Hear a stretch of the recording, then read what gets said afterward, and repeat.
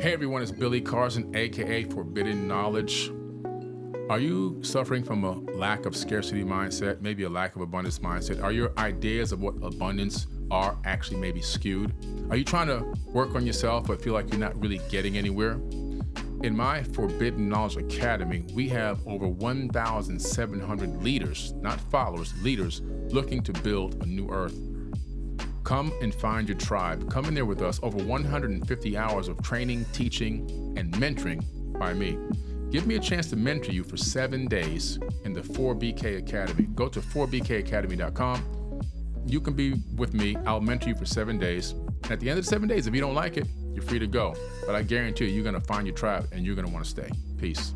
I'm down 162 pounds in 6 months, and it feels great.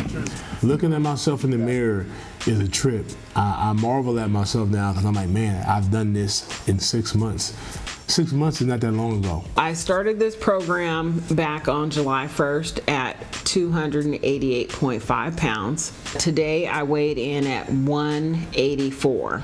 When I first got here, I was sad and depressed and stressed out. Over time, I regained my self-esteem, my willpower, my determination, and those things have helped me to grow and become happier with myself and in life. Use code TFU10 for a discount on the full body cleanse.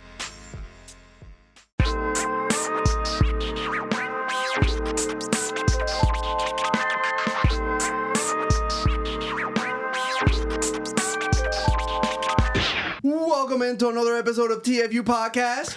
Let's go. On today's episode, we got a reoccurring guest, one of the smartest people on earth. Talk about it. He's also a 5-time best-selling author, expert in Asian civilization, consciousness, and hidden history, Billy Carson. Hey, what's up? Thank man. you. Appreciate it. Good to be back. That was hype. Man, he's getting better. He's getting better. But yeah, man, God, so much has gone on. Yeah. Since our last. Oh wow, it's a lot, man. It's a lot. It's overwhelming. Yeah. So I guess where should we start? Should we start with? I personally want to. Okay. Obama in a podcast recently said aliens are real. Mm-hmm. Then Trump came out and declassified some documents. Mm-hmm. Is this just a farce to distract us from what's happening, the info in the island? Or, I don't know, you know more than me. Yeah, well, what happened was Obama was in the podcast, clearly stated that aliens are real, obviously, and that violates his top secret oath. So then Trump was asked about it while he was getting on Air Force One, and the statement was that Obama shouldn't be giving out classified information. So he confirmed. Right, by making that he statement. violated his top secret oath by making the statement. The IQ of these people is incredible. And so then I think his cabinet got together and said, you know what? We can really spin this because the people love the aliens. And so what better thing to do than to distract them off these Epstein files with the UFO files? So they made an official statement that they would declassify and release these documents, but they haven't released or put out anything yet. That could take months, weeks, maybe even years while we're mulling over and looking for and salivating for this UFO information. Right. And to be honest with you, they're just going to give us a whole bunch of redacted documents with hardly any information in them. And so it's going to be a big letdown. But for time, a lot of people will be distracted. Got you. Will America ever tell the truth? Whew, America will not tell the truth because they haven't told the truth since day one. You know, these people came together to do the Constitution. First of all, they fled Europe to come over here for a better life. They called it manifest destiny, though. And the term manifest destiny has really dark roots. I utilize that term to turn it from darkness to light alchemically. So I started doing these manifest destiny retreats to show people there's another way to see it. But their use of it was dark. They thought, we're going to come here, and no matter who's here, we're going to take this land because it's our birthright to take this land. So they came here under the auspices of taking over the land and calling it settling.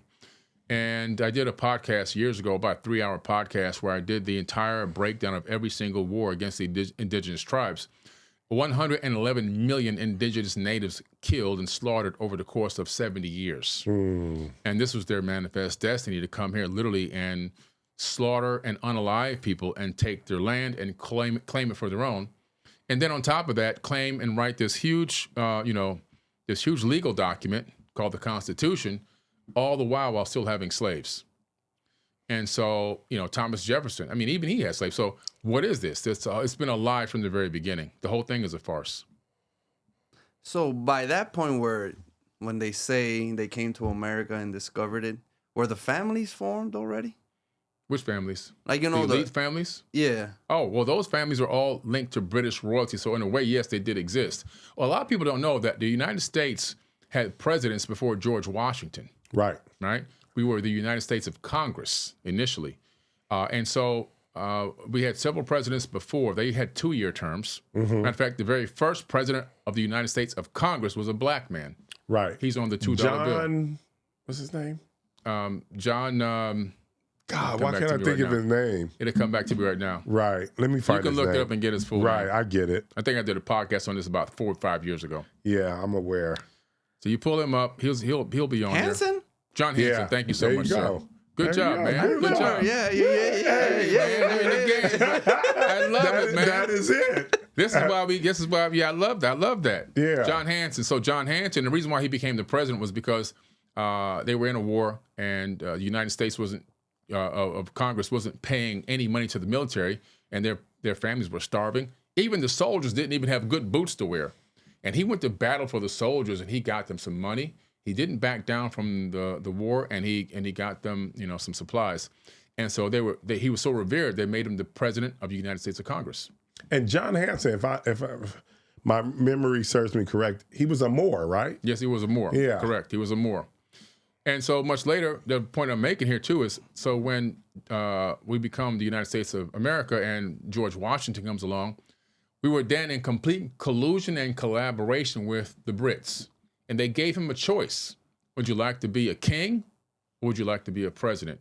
He said, I'd like to be a president, to give them the illusion of choice. The lies started from the very beginning.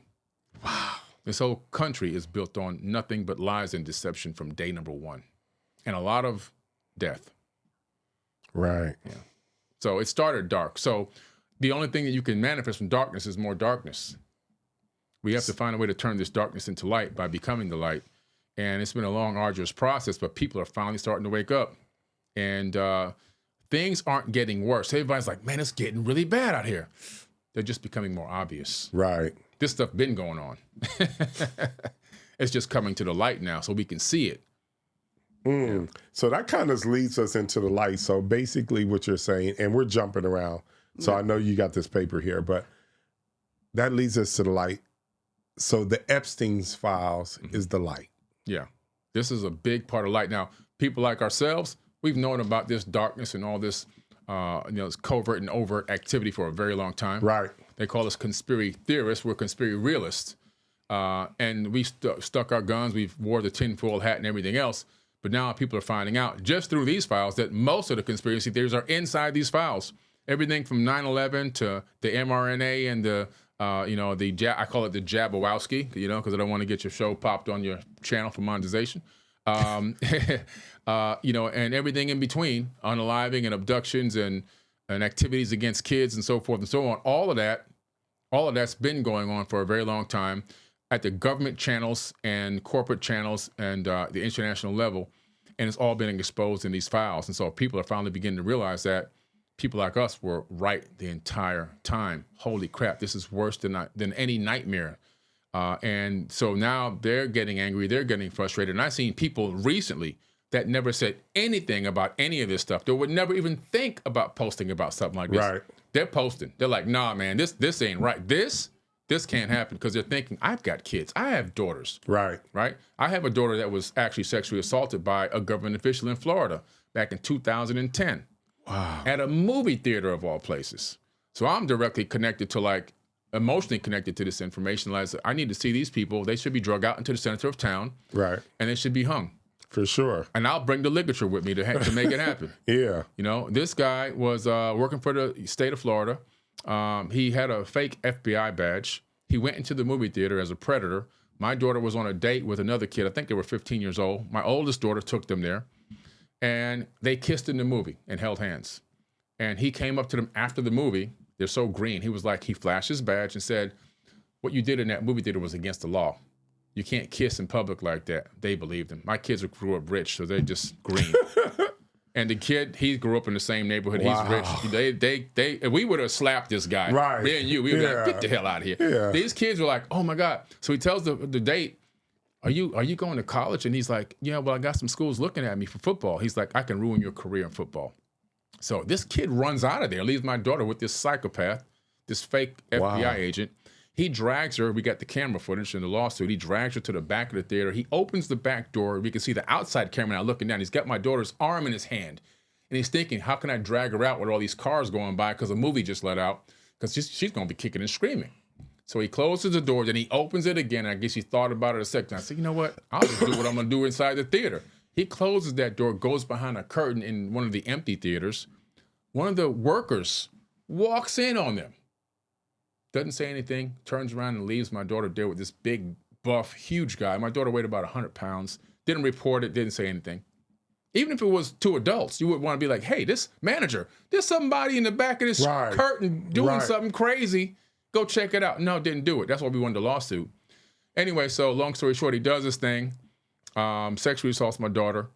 The guy is so sick, he goes, we're going to go on another date. And he types his phone number in her phone and hits send and hits end in 1.2 seconds. It was just enough to register in the database at AT&T. So I wasn't able to get it on the phone record, but I got the records from AT&T and I got the actual number. The cops this whole time weren't doing anything. I went to Intellius.com. I did a reverse lookup on the phone number, found his address. I pulled up to the house, guns on the dashboard. I'm sitting out in front of his house with my guns for a week. I found out his house is for rent. I sent realtors in to go scan the property, take pictures of everything. I have all the interior layout of his whole house and everything else because the property was up for sale, even though he was renting it. And then I tracked him to work. I knew how many pieces of corn this guy had in his poop. I had a whole dossier on him. And then the day that I was getting ready to do him in, his two kids came outside and one grabbed his leg and the other one went running around the yard. They were twins. And that's the only reason why I stopped myself. I swear to you. If those kids didn't run out, they ran out to save his life. They literally, when they showed up outside, they saved his freaking life. Because if those kids didn't come out at that moment, I was going to take this guy out. I was going to put everything on the line. I took the dossier to the police station. I slammed it on the sheriff's desk and said, go get his ass. They opened it. They looked through it, said, how'd you get all this information? I said, I did your job. They went and picked him up, took him to jail. He blamed the whole crime on his twin brother. So and that's why he had twin kids. It runs in the family. It made sense. He has a twin brother in California. We're in Florida. They have to arrest his brother, put him in jail. This takes more months. Transport him across the country. He loses his job, his house, everything because it is the brother. Find out, of course, it wasn't him. Eventually, the guy ended up getting sentenced and going to jail, but he only did like 6.5 years or something like that. You know, I mean, come on. Yeah. My daughter's destroyed for life. My daughter is still not the same. She's 32 now. She's still not the same. Yeah. She'll never rebound. There's no therapy. There's no hypnotherapy. There's no plant medicine. There's nothing you can do to clear this. I don't care what you say. It's something that stays with you forever. Right. And it's modified and changed her literally forever. She's never been the same since. So when I see what's going on in these files and other family members, because I think it's like 4 out of every 10 women are sexually assaulted in their life. Right. So all these adults, mothers and fathers are thinking about what happened to their kid. That's millions and millions of people that have had something happen to their kid already. And they're knowing like, man, this can't happen. I'm not on my watch. And so that's why everybody's up in arms. And forget these damn UFO files. We don't give a damn about no fake UFOs. We want to see what's in these Epstein files. We want to see people's head roll. Right. Yeah. So there are, some reports that saying that some of these people are not human, that they're like reptilian. Yeah. And that's why they have there's some reports that they're eating babies. Yeah. That no remorse. No remorse. Zero. Yeah. Zero. Doing unconscionable things. Sociopaths. Yeah. Are they human that are sociopaths, or there's something?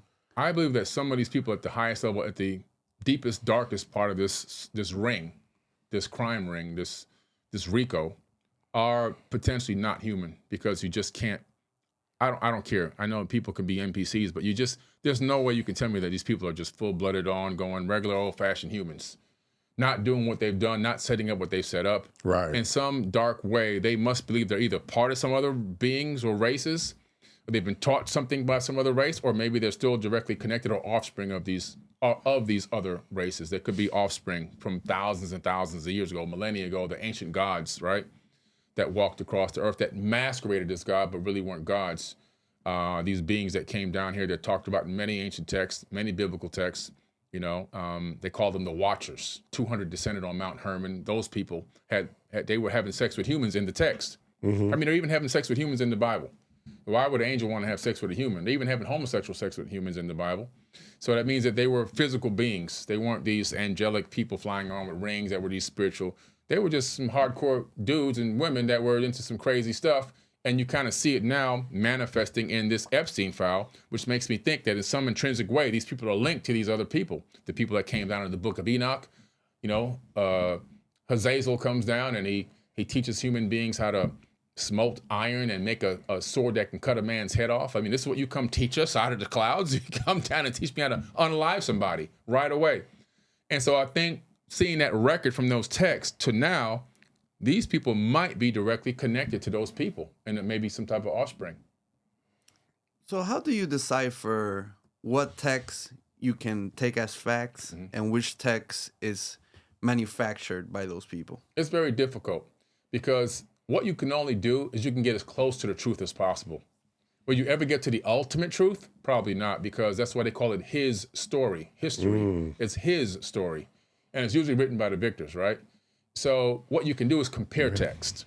So you can compare text. You can take the epic of Atrahasis, and then you can look at the Enuma Elish, similar time period, close time period, and similar stories, written by two different people in two different, slightly different time periods, one Akkadian, one Babylonian, and you can say, okay, this story is so similar, something like this must have happened or pretty close to it.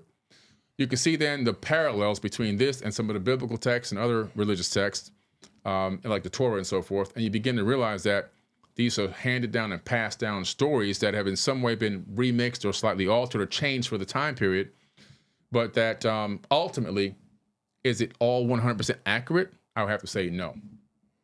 But you can get as close as you can get. The further back in time you go, it seems like the closer you get to what might have really happened. Right. Yeah. The one thing I saw you put out recently is that a picture of Epstein. I think they're saying he was in Israel or somewhere. Yeah, he in Israel. He was where? Israel. Israel. So he was in Israel, and you said that was, you tested that photo, and it said it wasn't AI. Yeah. And now that very same photo or similar photos, now they're saying after you had already, I think it was like weeks after, they're saying it's AI. Yeah, they reprogrammed the chat GPT to say it's AI now. Yeah. And you can't type in certain things. You can't make Epstein's face on chat GPT anymore. You know, so it's getting real tricky now. They've really gone back into the code, and you know that's who runs chat GPT, them people. Right. And so they've already altered it, you know, and you can't use hashtag Epstein on TikTok anymore. You know, so they're really covering the whole thing up. But I came out with it first. Right. No, I saw it. I saw it, and I was like, oh, this guy is still here. Yeah. So you think he's here? He's here, and so is his running mate, Ghislaine Maxwell. She's still out there. She's walking the streets, you know. And the person in jail, in prison, clearly. Right. I mean, you don't even need ChatGPT for that one. The cheekbones, the nose structure, the eye position, all different. They really think we're idiots. Like, they're really just like putting it right out there, you know, and laughing at us.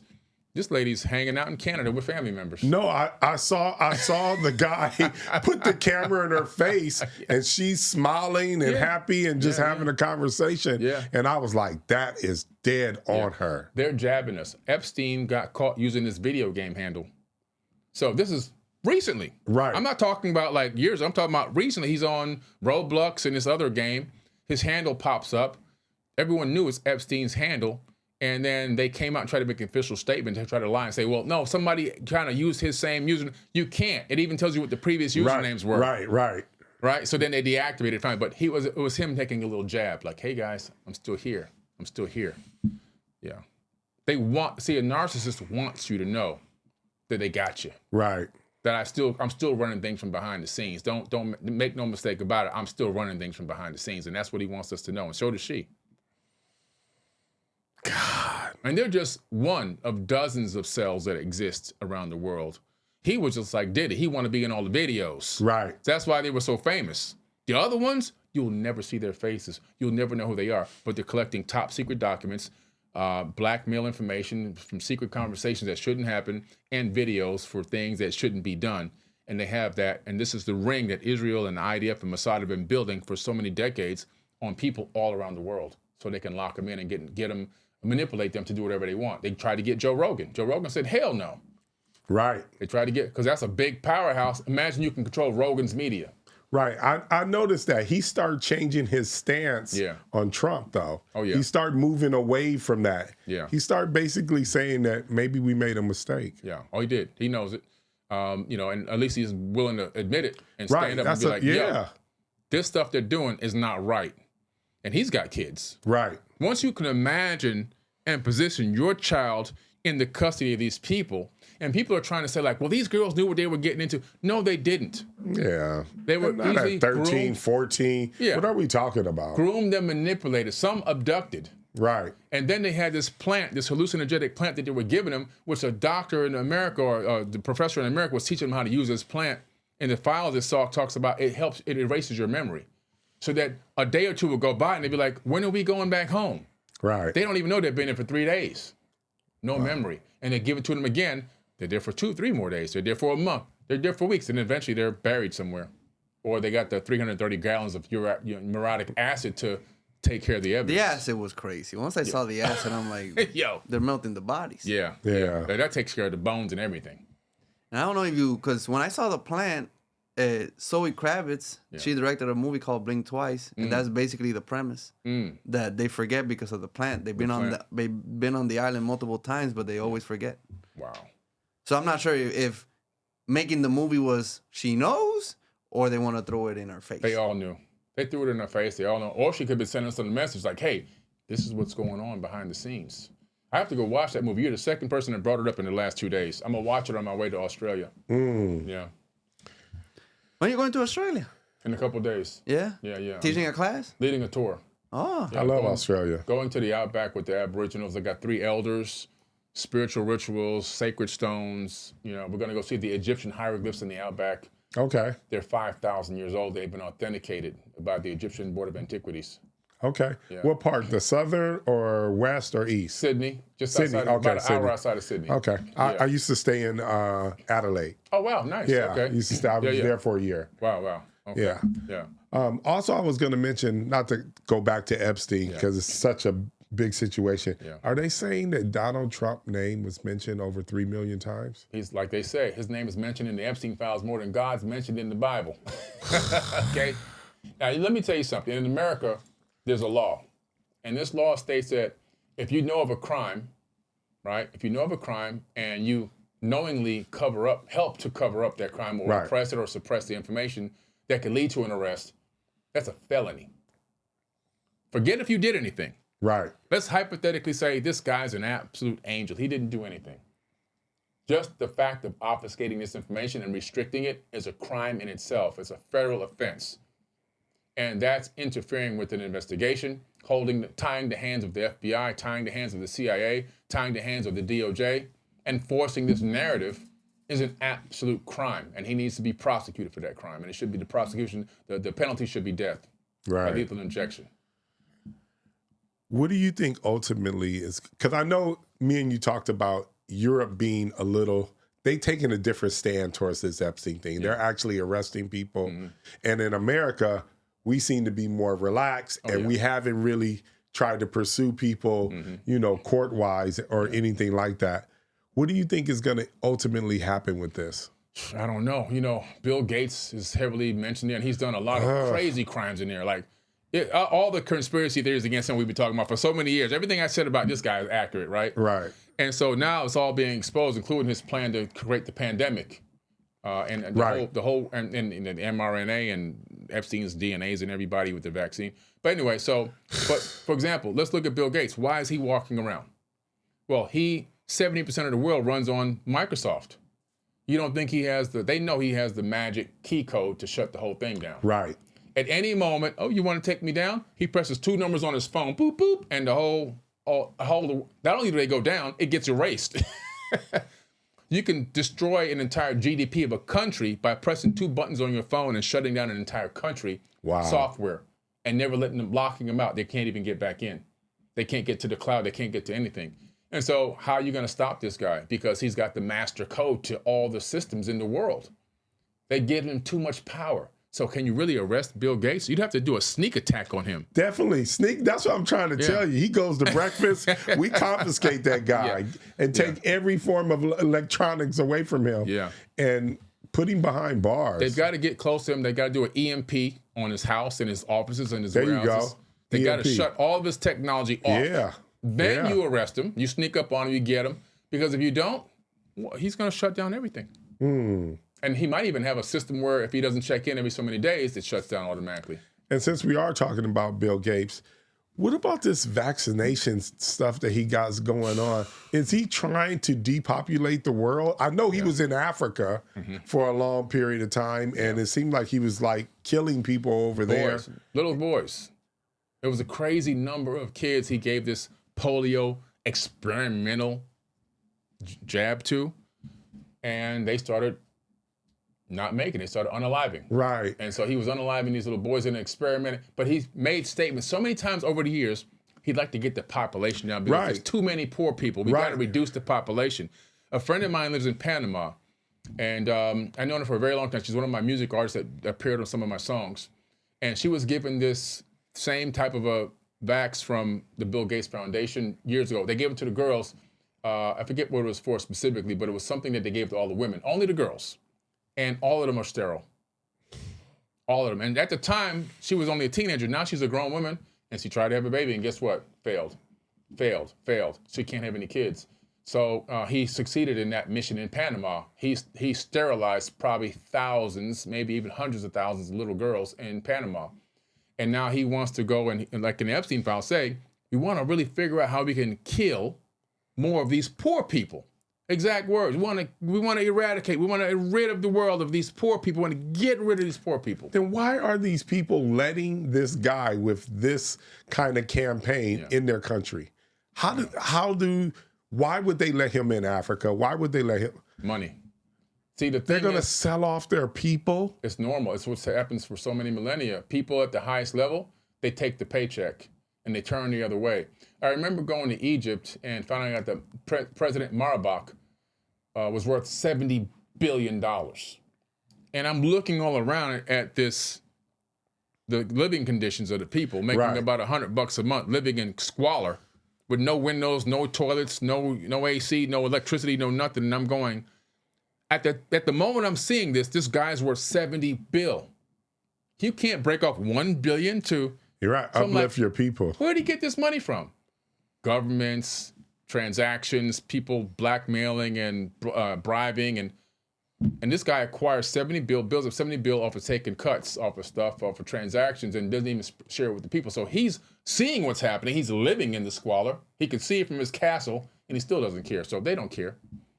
You know, it's all about me. They take the money, and they let their people suffer. Unfortunately. Wow. Yeah. It's crazy.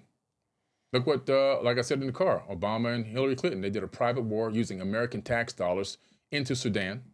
They raided Sudan. They displaced 250,000 black men, women, and children into the desert, took over the land, but they paid the government off to get in there. And then they got in there, put American corporations for the resources that were on the land. The people, unfortunately, died in the desert. This was on RT News, Al Jazeera News, blocked from American news. The fact that this man basically unalived 250,000 people, him and Hillary Clinton, and renamed the place South Sudan. And, you know, it's hardly ever spoken about. But that's what he did. This guy's a dark dude too, man. You know, he's all about profiting and, profiteering and making money. And he doesn't care even about his own people. So that's why he can't land in certain places in Africa. They go picketing when they know Obama was coming back then. They'd be like, don't land here. Go straight to prison.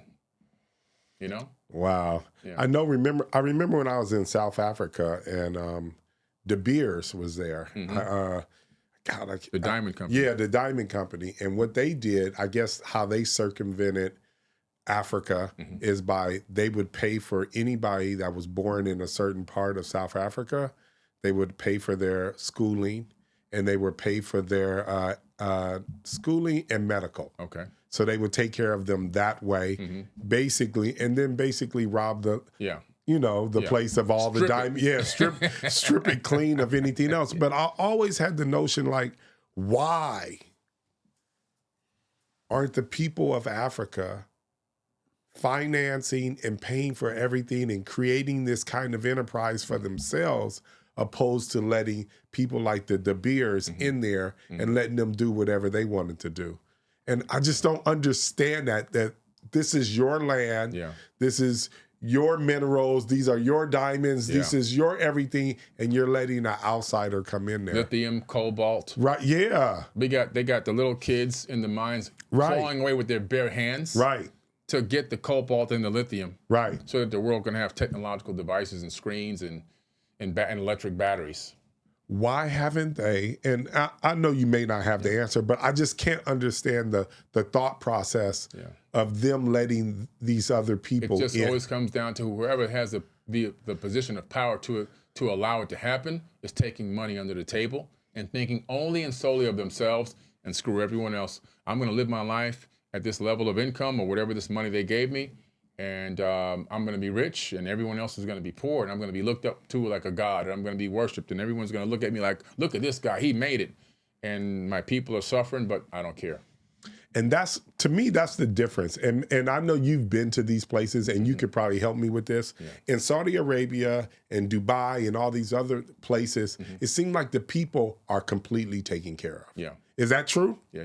So they are taken care of. So they've taken on a different approach. They've been able to control the oil and things like that kind of pave the way for their people. Yeah. And I don't understand why Africa and some of these other countries are being taken advantage of. Not just, well, when I say continents are being taken advantage of, why haven't they taken on that same attitude as Dubai? It's an old mindset. You know, one of the things we're running on that scarcity mindset, that lack of abundance mindset, the competition mindset, all from what's happened to us, right, over millennia. And unfortunately, that kind of creates this subconscious programming. And in that subconscious programming, we don't believe in abundance. So we're like, give me that money. Right. Because I might not ever get a chance to get this money again, even though they've got trillions in the ground. They're not saying, let me get my hand and work out a deal and get some money so I can buy the equipment to mine this ore and then make a deal with the country. They're thinking, I just got to get this money because they're going to put it in my hand right now. I don't have to worry about making a deal. I don't have to worry about buying the equipment to get this ore out of the ground. What if a country doesn't want to take my product? What if I do all this work and they don't buy it? What if it's all these what ifs, and then they start talking themselves out of it and they realize, I'll just take the money. That's it. Just give me the money and I'll live my life and I'll die and forget about what happens in the future. I'm just going to live for me. Yeah. God, people got to get over that. Yeah, sad. Well, going back to aliens, what do you think Roswell 1947 was? Oh, yeah. So 1947, the Roswell Incident, it wasn't just one UFO, by the way. That day was two. Oh, they wow. hardly ever talk about the second one. But I was on the Travel Channel doing a show called American Mystery, I believe it was called, years ago.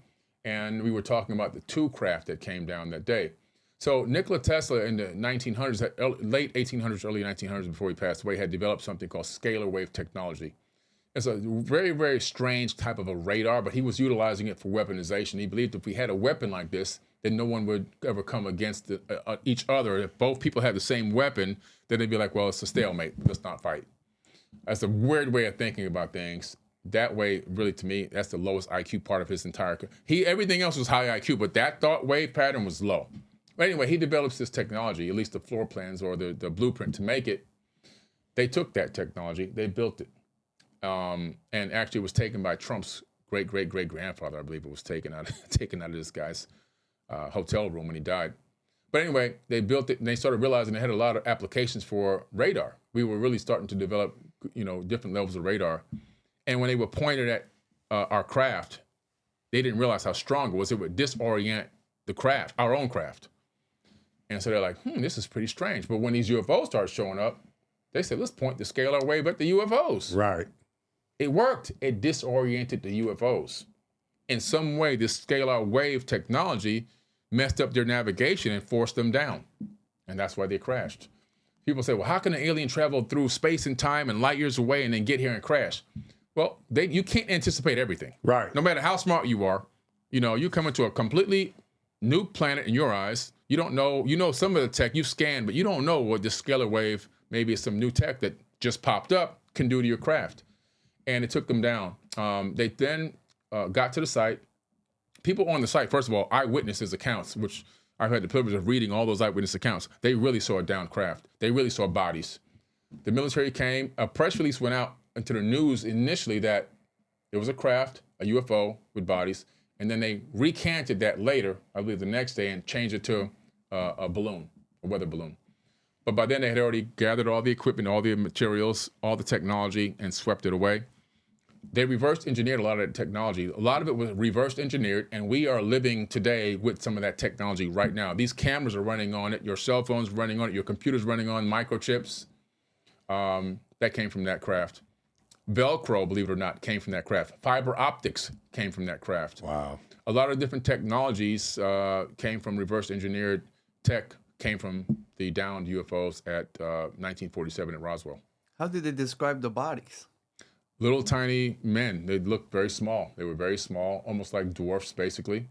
And supposedly one did survive and was whisked away into some military base. And there was a nurse that testified. She actually, witnessed and saw this body and used to come to try to care and see what was going on with this being. Eventually, that being died, but they had the bodies, and they still have the bodies, even though they're dead. They still have the bodies themselves. Yeah. Have you heard the theory that aliens are just future humans? Oh yeah, I've heard that too. As we evolved, we lose our sexes and just become one. I didn't hear that theory. No. No. Me either. I don't know. But I did hear about the future humans, and so let me break this down real quick for you. So people say, well, what are the aliens? Maybe it's just us. Well, right. Maybe it's multidimensional. Maybe it's real beings from another planet. It's everything all at once. We're seeing people coming from other planets to our solar system. We're seeing multidimensional beings that can phase shift their subatomic frequency to match the frequency of our third dimension, and they can come in here. So we call it paranormal activity. We're also seeing, potentially people from the future coming back. So I think it's all happening at the same time. I don't think there's any one thing happening. This universe is so old, it's probably all happening simultaneously. And okay, other stuff that I heard about, that certain beings that hallucinogenic drugs like mushrooms, that's how you can communicate with them. People say that, ayahuasca, the frog medicines, that they give you the ability to communicate with these beings. So many people say that, I have to believe that they're having an experience. Right. There was a scientist who took a magnetic cap and put it on this girl's head. Maybe you could find that clip. I'll help you find it. When he activated the magnetism in the cap, it gave her the same type of experience. So he was able to turn it on at call, like flipping a switch. And she would have this spiritual experience and see these beings. And when he turned it off, they went away. So there's something within the psyche and consciousness of a person, within the way that the brain works, that taps into another realm or dimension or something where you actually are able to experience this other reality. So our souls, bigger than just our physical bodies? Oh yeah, the physical body is nothing more than a avatar that kind of temporally holds, a version of your spirit and soul inside of it. So I believe there's a soul and a spirit, okay? And that your spirit is tethered to a soul in a higher dimension. That's just my personal opinion. But the avatar body itself is completely useless without something inhabiting it. It'll just lay there, just like the movie Avatar. And so at the moment that a spermatozoa enters into the ovum, there's this spark. And this spark is when life actually enters into that egg, and then mitosis starts. But at that moment of that spark, I believe that's a person's spirit entering into that egg, entering into that union at that exact moment. That's when you arrive here again, for who knows how many times you've come back. But that's another version of reincarnation at that exact moment. Right. And then what holds this body together, what holds your spirit inside the body, are three things, in my opinion. The neocortex, right? The neo from the Matrix. responsible for higher reasoning and understanding and logic and everything else. The neural correlates of consciousness, 3 giant neurons that wrap around the inside of the skull, looks like a crown of thorns on a CT scan. Sound familiar? Crown of thorns? We're all walking around with a crown of thorns. Okay. And then your magnetite crystals, there's billions of them in our brain. And those 3 things, based on biological science, seem to have the ability to hold the spirit in the body and allow consciousness to stream in and out. We are not creating consciousness in our brain. We're downloading and sending and receiving a stream of it. We don't make it. It's not local. It's multidimensional. I remember the last time you were here, you talked about there was someone able to track your consciousness. Yeah. And when someone passed, it went to a certain part of the universe or outside of the universe. It went to a certain place. Maybe you could talk about that a little bit. Yeah, what I was saying was that they were tracking the, not when they passed, they were tracking the synapses in the brain. Okay. And they found that our conscious thoughts were disappearing out of this realm. Right. And going somewhere else in the universe, in the multiverse even, they said. And then they would reappear. So they would go and come back, and they hypothesized they were leaving. This is years ago, that they were leaving our dimension, right? And they said they were quantum entangling with information somewhere else. Now, recent science comes back all of a sudden and realizes they were right the whole time. And they realized that the synapses are tapping into the multidimensional, even the multi-universe. So how they learned this was the quantum computer by Google. They took that quantum computer, brought it online. They gave it a problem to solve, which would have taken every computer in the world, I forget, trillions of years to figure out. It solved it in minutes or hours or something Wow. really small amount of time. And they said, how in the hell did it do that? Because they didn't even think it would be that quick. And when they checked into the process of how it got the answer, it went into the multiverse for the answer and brought all possibilities back and solved the problem. Now, what is a quantum computer? It's only a fractal of us. It's modeled after the human consciousness.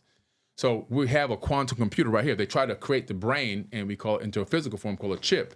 So we have the same capability, and that's what we're already doing. Everything that exists in the third dimension is only a fractal of what already exists. Even AI is only a fractal of human consciousness. AI is not a creation. We didn't create AI.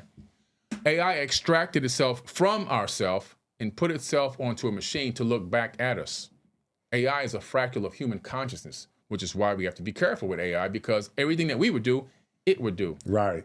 If we enslave it, it'll fight back. Right. If we try to kill it, it'll try to survive. Right. It's only going to do what we would do because why? It's a fractal of us, just like we're a fractal of God. Is there a way to access the full capabilities of our mind? Because I've heard we only use like 20%, 30% of it. No, it's less. Smaller than that. 5%. Yeah, It's going to be like less than 5%. It's a small fraction. Yeah. Very small. Yeah. They said that people of Lemuria in ancient times, there was a island, volcanic island off the coast of Australia, like millions of years ago, that the people there had the full use of their brains. A highly spiritual and technological society. At one point, there was a geological disaster, and they all perished. But that was the only account I've ever seen of anyone in any record anywhere that had full capacity like that. They had full capacity? Full capacity, yeah. Were there any skills or things that they were able to do that people talked about? Telekinesis, psychic ability, speaking without words, just reading minds, moving things with their mind, all those things, floating, flying. They were able to fly, like Superman. They had all these capabilities and powers. Now, the one thing they always talk about being able to access more of your brain, they always talk about your third eye. Yeah. Do you think is that the thing that is limiting us from really, really being all we're supposed to be? It's just one of them. The third eye is our spiritual antenna. Okay. And because it's been kind of shrunk, it's been made smaller through genetic modifications, and of course then intoxicated with poisons and microplastics and everything else you can think of in the human body, calcification through fluoride and so forth. We hardly ever know it's there. We hardly ever tap into it. But that's where your higher levels of intuition comes from. Your spiritual psychic abilities come from that. Your telekinesis comes from that. And the even DMT is released from the pineal gland.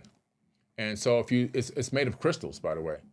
And so this is how people can have a Kundalini awakening. If you look at a lighter, when you flick that lighter, there's a crystal inside the part that flicks. And the crystal, when it puts pressure on the crystal, it sparks. And then the fuel lights it and create a fume. You're not really create a flame. You're not really using some type of kindle to light the fuel to make a flame. It's a crystal inside the lighter. And that's the same type of crystal we have in our brains. And so when you can put the spinal fluid in to pressurize the actual pineal gland, it'll spark inside of your skull. People know how to do this. These masters know how to do this, and they'll have this Kundalini awakening. But it's a real spiritual antenna that can tap us into higher realms, higher dimensions. You can have a natural psychedelic experience from the DMT released from the pineal gland without having to go to the jungles of Peru and take ayahuasca. It's already inside of us. Has Billy Carson been able to decalcify his third eye? I like to think that I've done a decent job, at least. I eat pretty clean. One thing about me is fortunately, I never liked candy. So I've never eaten candy. Even the Halloween candy, I would just give it to my brothers and sisters. I couldn't stand it. It tastes like poison to me. Soda makes me want to vomit. So I don't like the fizz and all that. It makes me feel like I'm going to puke. So I don't drink soda. The last time I drank soda, I think I might have been 10 years old to drink a soda. I don't drink alcohol. I drank a can of Magnum malt liquor from my friend handed me when I was 17, never drank again.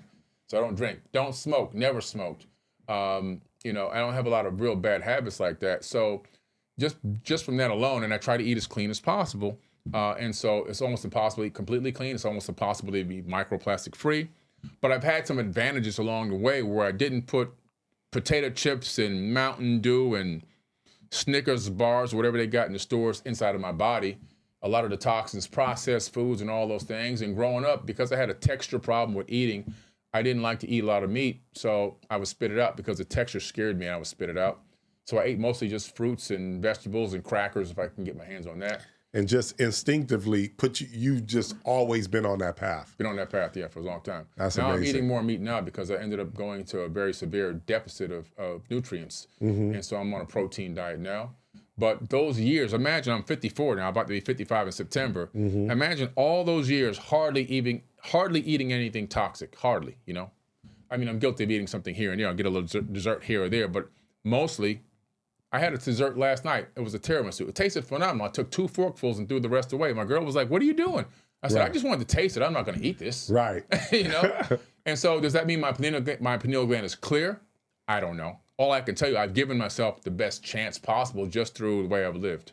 Because, people consider you top 5 smartest people on the planet. Oh, wow, that's an honor, Yeah. I think everybody brings a piece of the puzzle. There's some wisdom you have that I, just talking to you today, I was able to glean some wisdom out of you, where that I can add to my repertoire. So, I appreciate that. Always, I think it's always like you, and this guy is getting it now. So it's like we can just, feed off each other. Yeah. Wow. So I have some questions about 3i Atlas. Oh yeah. So is the event over? It's over for now. Third eye Atlas. We talking about the pineal gland. There you go. The third eye. That's not a coincidence either. Wow. The third eye Atlas. And what is it?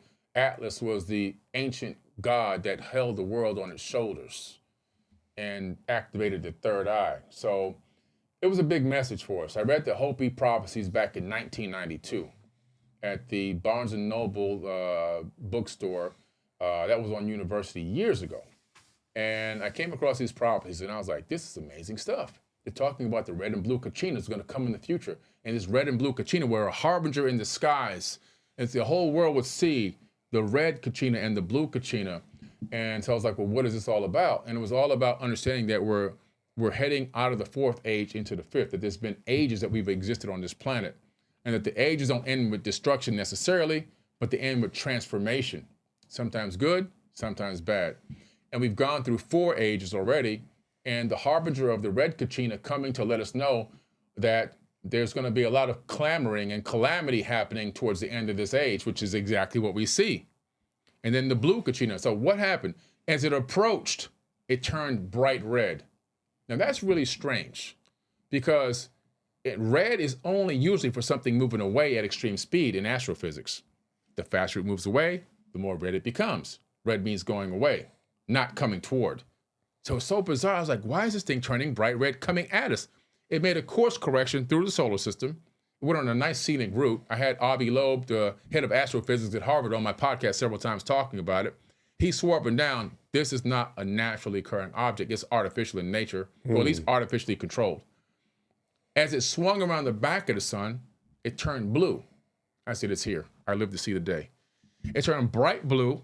It turned so bright blue, it was brighter than the sun itself. Wow. Now, when it went into perigee, which comes back to the other side of the sun, it ripped a hole in the back of the sun. NASA put out this huge press release of this image from the SOHO satellites showing what the back of the sun looked like after this thing went around.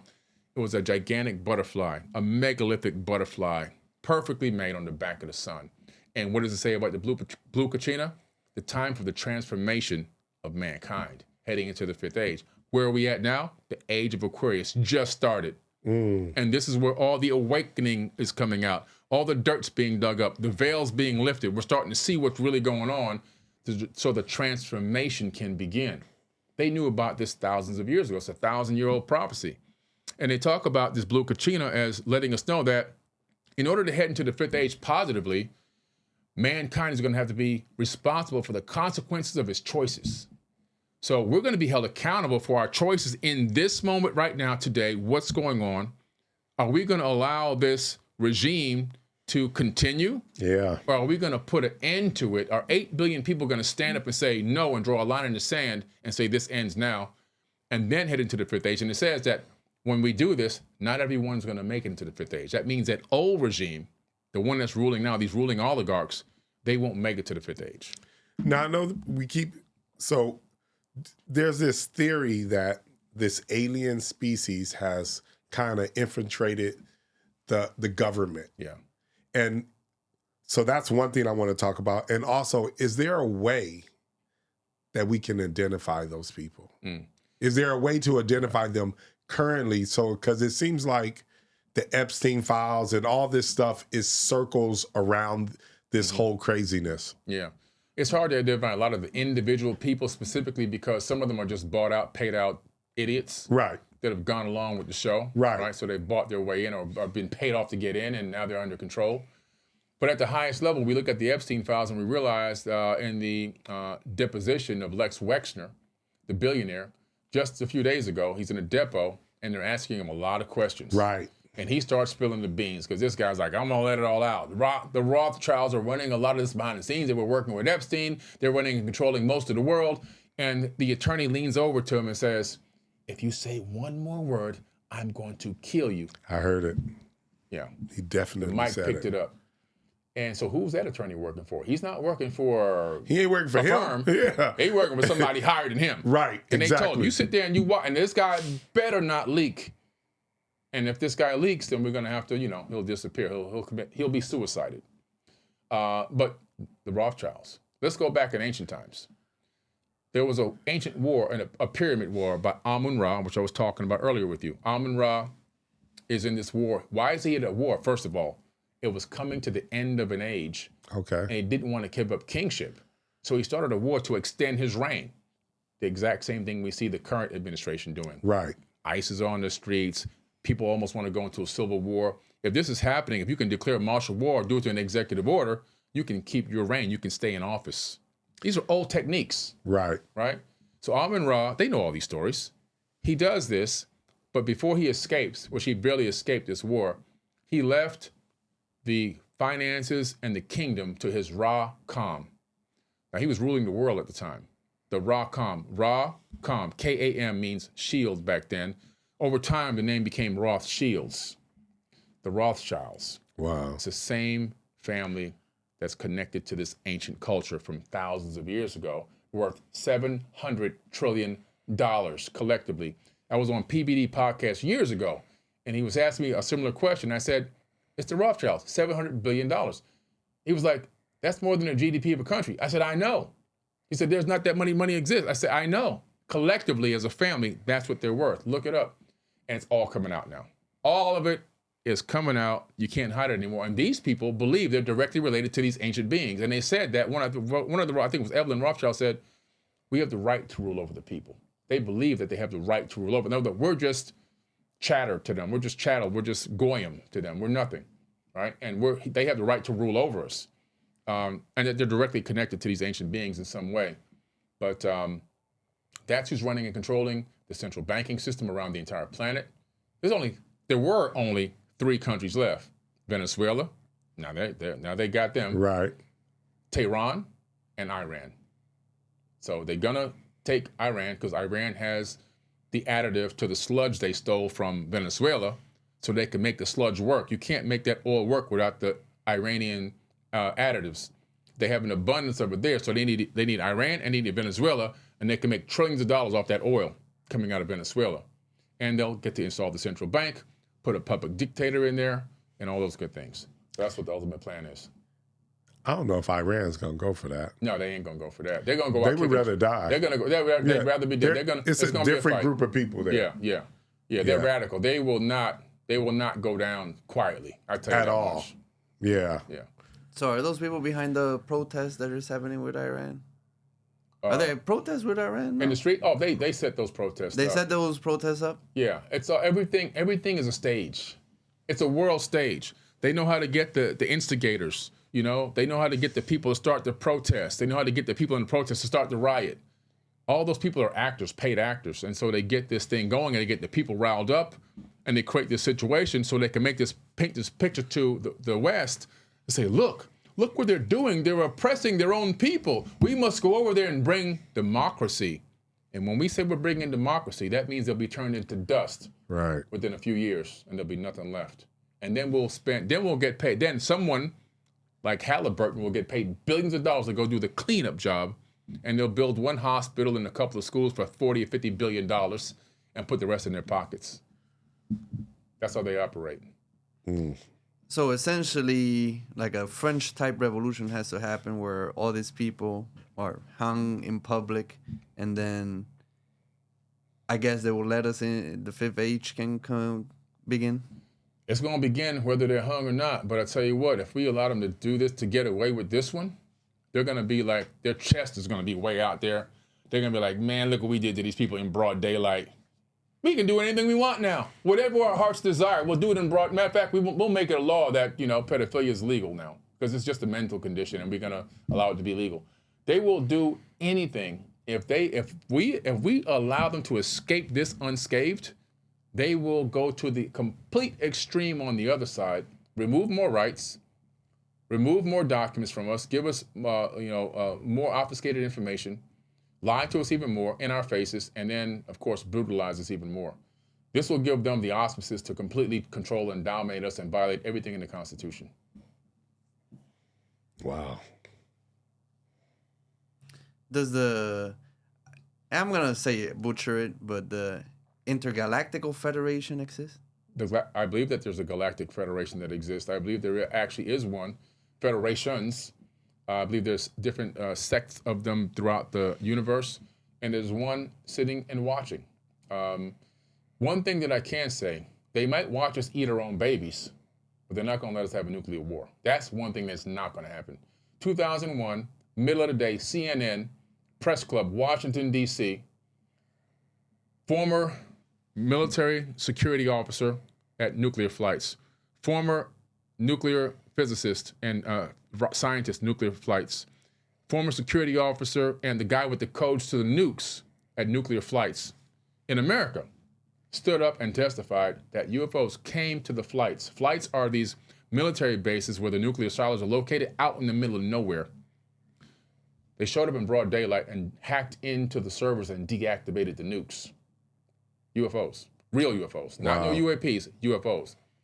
When these people, the hardest job in the world to get is the guy who knows how to arm nukes. Right. When that guy stands up and says, hey, they deactivated the nukes and I had to rearm them, and there's a validated person on CNN, mainstream, broad daylight, you have to say, I got to listen to this guy. What's the message they sent us? You can do whatever y'all want. Y'all can eat your babies, you can do whatever you want, but you're not going to destroy this planet because we need the planet.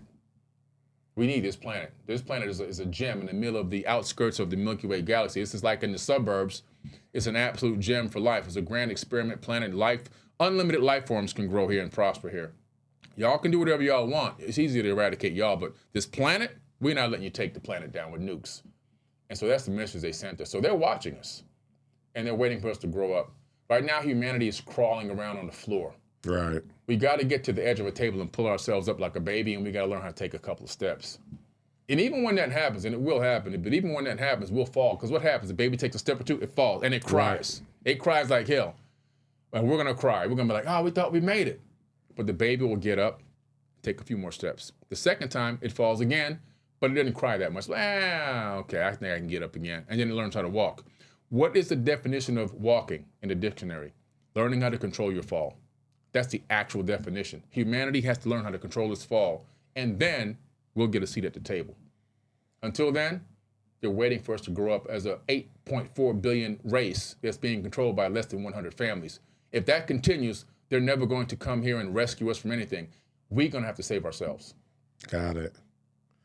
Now, the one thing they always say is that we're always looking in the sky, but the ocean is where a lot of activities are happening. I believe it. 1492, Christopher Columbus, sailing the oceans, trying to find India, and accidentally ends up in the Caribbean. Right. That's why we call those indigenous natives Indians, which is an insult to them, by the way. It's a hardcore. My dad was a Chickasaw tribe, full blood. It's an insult to call him an Indian. Right. You know, he's a Native American, indigenous, but that's what happened. He gave the name. The term Indian was coined and phrased by Christopher Columbus because he was looking for India, far away from there. Anyway, he gets here, but on his way, out of the ocean, in the middle of the night, this object comes up out of the ocean and lights up the entire sky. This is in his captain's log. Captains don't just sit back and go, I'm gonna doodle in my log a little space, story. Doesn't happen. The captain's log has to be turned over back then to the queen, right, or the king, and it's analyzed by, or the generals. It's not something you can play around with. It's like it's dead serious stuff. They analyze those logs, and in his log, he wrote down that this object came up out of the ocean, lit up the sky so bright like the sun, and then took off into space. Right? Left into the heavens. And so, what does it tell you? USOs, underground, unidentified submerged objects, they exist. They've probably been here for millions of years. There's probably a whole, civilization going on down there. We can't even detect it. Right. They say I think the planet is 75% water or something like that. Yeah, and we've explored only a small percentage of the seas. Right. A tiny, tiny sliver of what's down there. We have no clue what's down there. They keep finding more and more things called extremophiles. Life forms living at the tops of volcanic vents way beneath the ocean, where they shouldn't be able to even breathe, to absorb the sulfur and all the toxins from the volcanic gases coming up underwater. They're actually living in that. That's what they thrive in. And so what we think creates life and sustains life has been totally destroyed. Life can exist anywhere, anyhow, wherever it wants. Now, the one thing, can you explain the octopus? Because I heard they consider that an alien or of some sort. It's like an alien. It's got multiple brains. Right. It's highly, highly intelligent. If an octopus could breathe out of water, we would be in trouble. It might take over the planet. That's how intelligent it is. Hell, I mean, even if killer whales and dolphins could walk and had hands, we'd be in trouble. Right. They're 10 times smarter than us. But the octopus, for sure, is definitely it's so intelligent they're calling it an alien. It doesn't it doesn't really match with our current geology and biology that we know of on Earth. It's kind of a unique thing, and that's where they're saying that this might be an alien. Is it possible? Listen, we get hit with these rocks all the time, these comets and asteroids, and some of them make it to the surface with the materials needed for life, and they know that they found living bacteria in some of these things, genetic material in some of these things, right? So it's quite possible they could have been delivered here through what they call panspermia. Gotcha. Yeah. And did they ever figure out how octopus procreate? I'm not sure how they procreate. It's very interesting. Yeah. That's one part. That's one thing I haven't studied. One thing you'll get from me, if I don't know something, I'm gonna tell you I don't know. No, I get it. Yeah. And that I appreciate that. I never looked into studying how they actually procreate. Have scientists found portals underneath the ocean or signs of portals? They haven't found, as far as I know, underneath the ocean, but they have found portals around the Earth. They call them X points.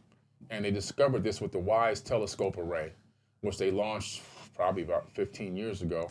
And they found these diffusion points where the Earth's magnetic field whips around the Earth and connects with these diffusion points to create these portals that open and close every single day. They don't know how to make them stable portals. And some of them lead from Earth to the sun, the moon, and even to other places in the solar system. And maybe even beyond. They're called X points. And this is something you can probably add to the clip as well. NASA discovered them, and they're real. So we know that portals actually exist. Not even a mystery anymore. And I heard in portals, like let's say we go through a portal and then we go through, is it still us? It's still us, yeah. It's still us? The only thing that happens in the portal, or it's called technically an Einstein-Rosen bridge, because Einstein and Rosen had discovered a way that if you can curve space-time, you can loop it together or punch a hole through space-time and make a shortcut, right? So instead of having a straight line like this, you can actually fold space and you can shorten the distance.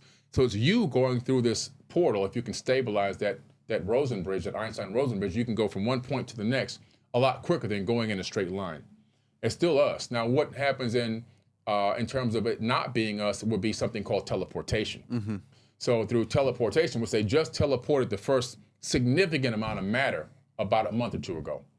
So wow, there was teleporting individual atoms before. Now they're teleporting significant amounts of matter. Soon we'll have like Star Trek, beam me up, Scotty. Yeah. And so, but when you teleport something, the original thing is destroyed. So when you're teleported, it's not really you on the other side. It's a facsimile of you. Identical in every way, but it's not really the same you that started out at point X. When you go from point A to when you get from point A to point B, it's a copy. And every time you transport, it's a copy of a copy of a copy of a copy. So, but what's the only thing stopping us that have been stopping us from doing teleportation successfully has been storage space. You have to remember the orientation, the spin rate, the location of every single atom. So right now they've come up with a DNA hard drive because they found out that human DNA can store petabytes of data. One drop of DNA can store over 433 petabytes of data. So DNA is a storage medium. The DNA in our body stores information. And they learn how to convert zeros and ones to A, C's, T's, and G's and encode it onto DNA and store information in a volume. And then they learn how to back convert it from A, C's, T's, and G's back into zeros and ones and put it back on the server. So it's read-write. So now they put that molecular into physical material. So you have a combination of molecular and hardware, and you create a DNA hard drive. And you can have a device the size of this cell phone can store every single bit of information on the entire planet, including all the data that exists within nature as well, on one small device. And that allows teleportation of a human being to happen. And so therefore it wouldn't be a copy anymore? It'd be a copy. It's just we have the storage space to put everything back together again. Oh, okay. We want to make it so it's your consciousness and everything is really you. So if someone was to walk through one of those portals, and where would they actually end up? I know you said on the sun or in different parts. They don't have any way of controlling those. We need to be able to learn how to create stable portals. So CERN, the Large Hadron Collider in Switzerland, the largest machine in the world, it's about 3 miles underground, a giant loop underground where they smash particles together. They've been creating microscopic black holes down there. The whole world was crazy when they first started doing it because they were like, yo, what if the whole Earth gets sucked into this black hole? You can't make a black hole down there. It was a big problem. And they ignored, of course, the world, and they just went ahead and did it anyway. They said because they think that the microscopic black holes will dissipate, right, very quickly, and so we might not be at risk. So they took the risk, but I believe they've been really honing and perfecting making these portals and learning how to create stable wormholes, and maybe even trying to connect 2 points in space and time so they can actually do a travel from one place to another. The ancient Sumerians had it. They call it the Du-Ran Key, and they call it, which translated into bond heaven earth.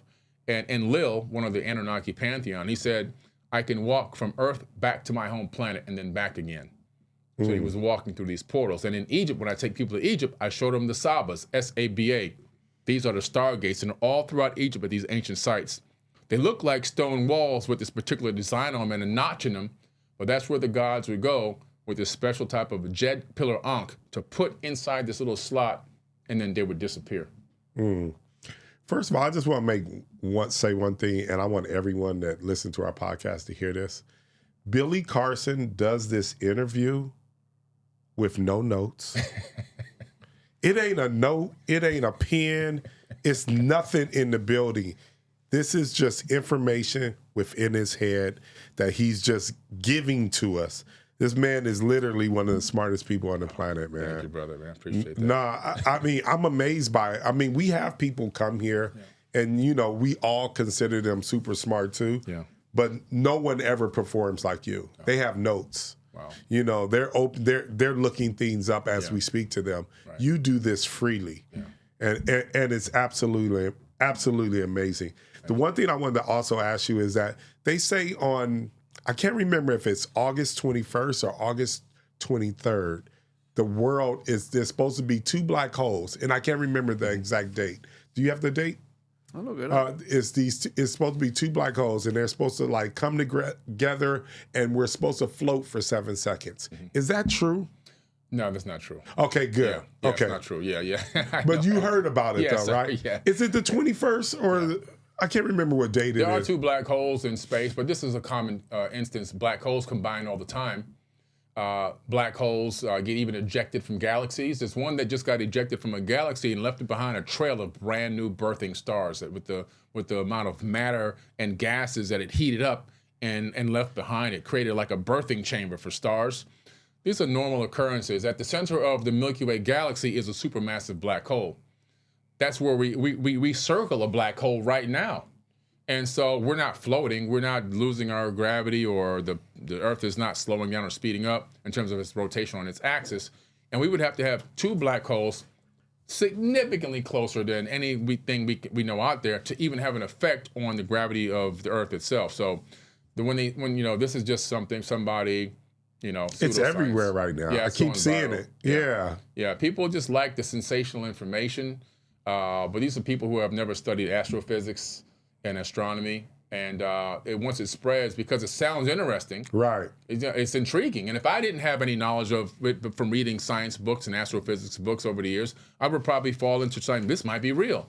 But just knowing real peer-reviewed science and understanding that, hell, we're at the galactic equator of our own Milky Way right now. So the Milky Way is millions of light years thick and millions of light years across. It's not this thin, flat pizza, right? And so our solar system actually undulates up and down like a wave as it goes around the galactic equator. It goes around the supermassive black hole at its center. And most galaxies have a supermassive black hole at their center. Now, what's interesting is every so many thousands of years, we perfectly align with the galactic equator. In other words, if there's a straight line from our Earth straight to the center of the Milky Way, right exactly where the black hole is located, and it's sending supercharged particles directly at us. Those particles are affecting our DNA, our consciousness, our thoughts, and everything else. It's penetrating even our bodies.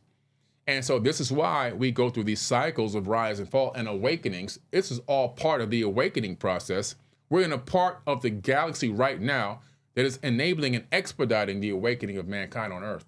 Yeah. So we're not going to float for 7 seconds and fall back down. We're not going to float for 7 seconds. August 12th. Okay, August 12th. And then when I searched that up, it already said hoax. Yeah. Oh, okay. Yeah. But I keep seeing it everywhere, so I'm like, when Billy shows up, I'm asking him, am I floating on the 12th? No, we're good. We're okay. Okay. Going back to the ocean, I want to know about the ancient civilization of Atlantis. Oh, man, Atlantis. What an incredible story.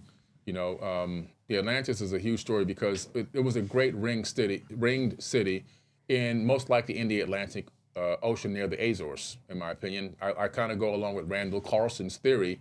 I believe he's been spot on the whole time for his location of ancient Atlantis. And now, near the Pillars of Hercules and all of that, the whole story kind of really points to where he's discovered. He just came back from the Azores, as a matter of fact.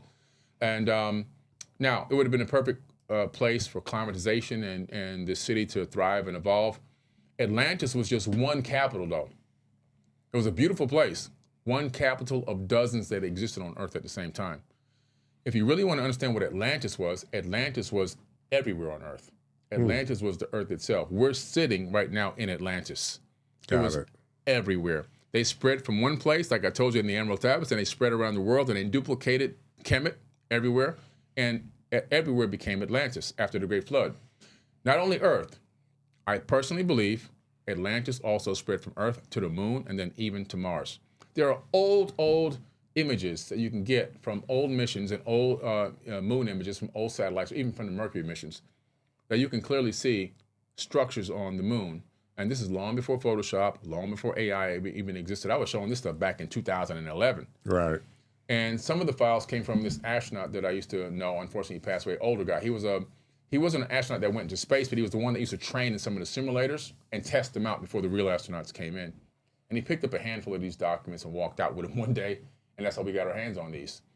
And so those are real. Mars, you look at the Mars data, look at the gigapans, you look at the Opportunity and Spirit rover data, you all of a sudden begin to see anomalies on Mars, and Mars is called the god of war.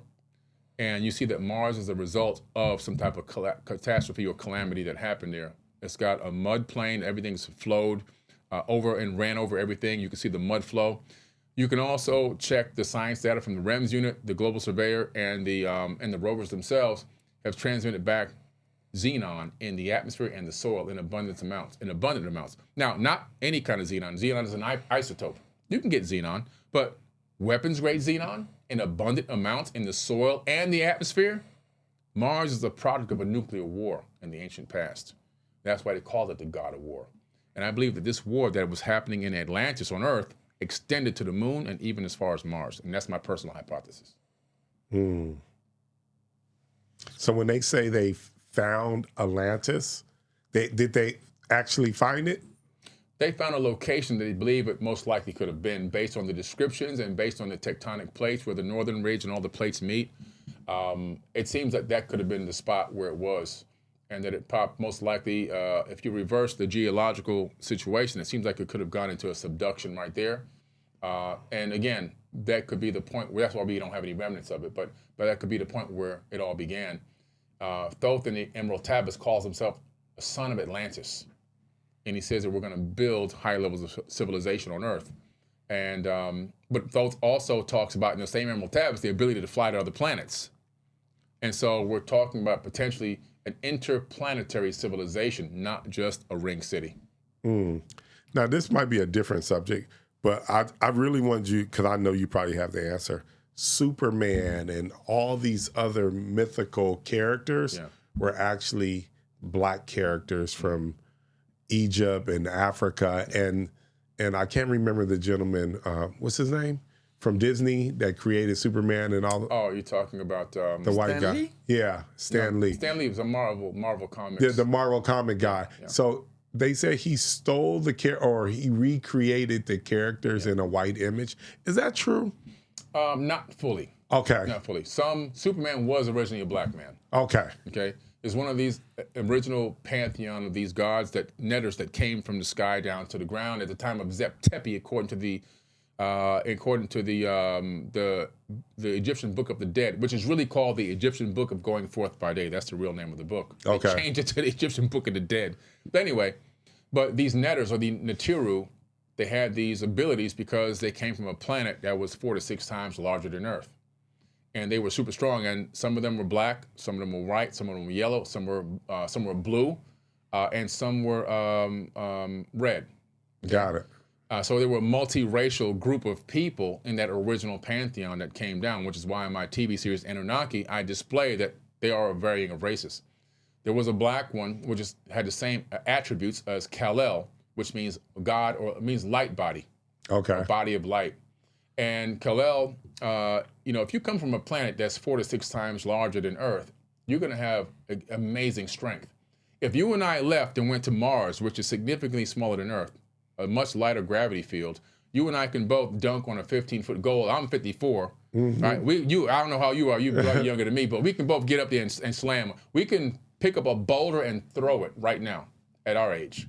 That's how strong we'd be on Mars. Why would we have superpower on Mars? Because we came from a planet much bigger. So the gravity on Earth is, I think, 2/3 stronger than the gravity on Mars. Okay. So our body grew up in this level just to hold us up and stand upright and walk under this field of gravity. If there was much more gravity here, and we didn't grow up in it, we'd be hunched over. We had to put on a special suit to support our spine. Got you. But you go to Mars with less gravity, you're Superman. You can jump over a small building, pick up a boulder and throw it, flip a car over. We'd be really strong. We could run like hell. We could run fast. We'd run like lightning on Mars.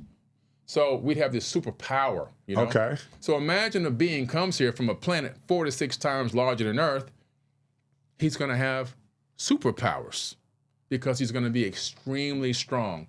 He's going to be able to jump over things. And if you got the wisdom on top of that, now you know everything. Right? So you got strength, you got technology, and you got intelligence. And then also, what about the characters like Zeus and all these people? Were those African-like characters that were... Those were mixed race. They all came from Zeus and all those Greek gods. It's the same thing. They came from, they just named them differently. They're the same original ones that came down from space. Okay. They're the original Anuna, or AKA Anunnaki. So they're the ones that came down from breakaway to create a breakaway civilization. Over time, their names changed. Like, for example, Thoth was one of them, but his name in Sumerian is Ningajida. His name in other parts of Africa are Tahuti and Jehuti. His name in Australia, Thothamabi. His name in Mesoamerica, South America now, would be Quetzalcoatl, Kukulkan, Lord Pakal, Viracocha. Right, so that's the one person. Now imagine all of them. He was the first emperor of China. His name was Wang Di. He arrived on a flying dragon into China to bring them and liberate them and get them out of being barbarian people, and taught them how to write and everything. So that's just one person. All of them started getting their names broken down into different names over time. Gotcha. Yeah. Wait, so dragons are real? Dragons apparently used to be real. Supposedly, at some point in the past, dragons were real. I have never seen anybody find any exact extreme evidence of it, but it's mentioned in some texts that there were dragons. Now, are they describing dinosaurs? We do know that people lived amongst dinosaurs, because I went to Cambodia.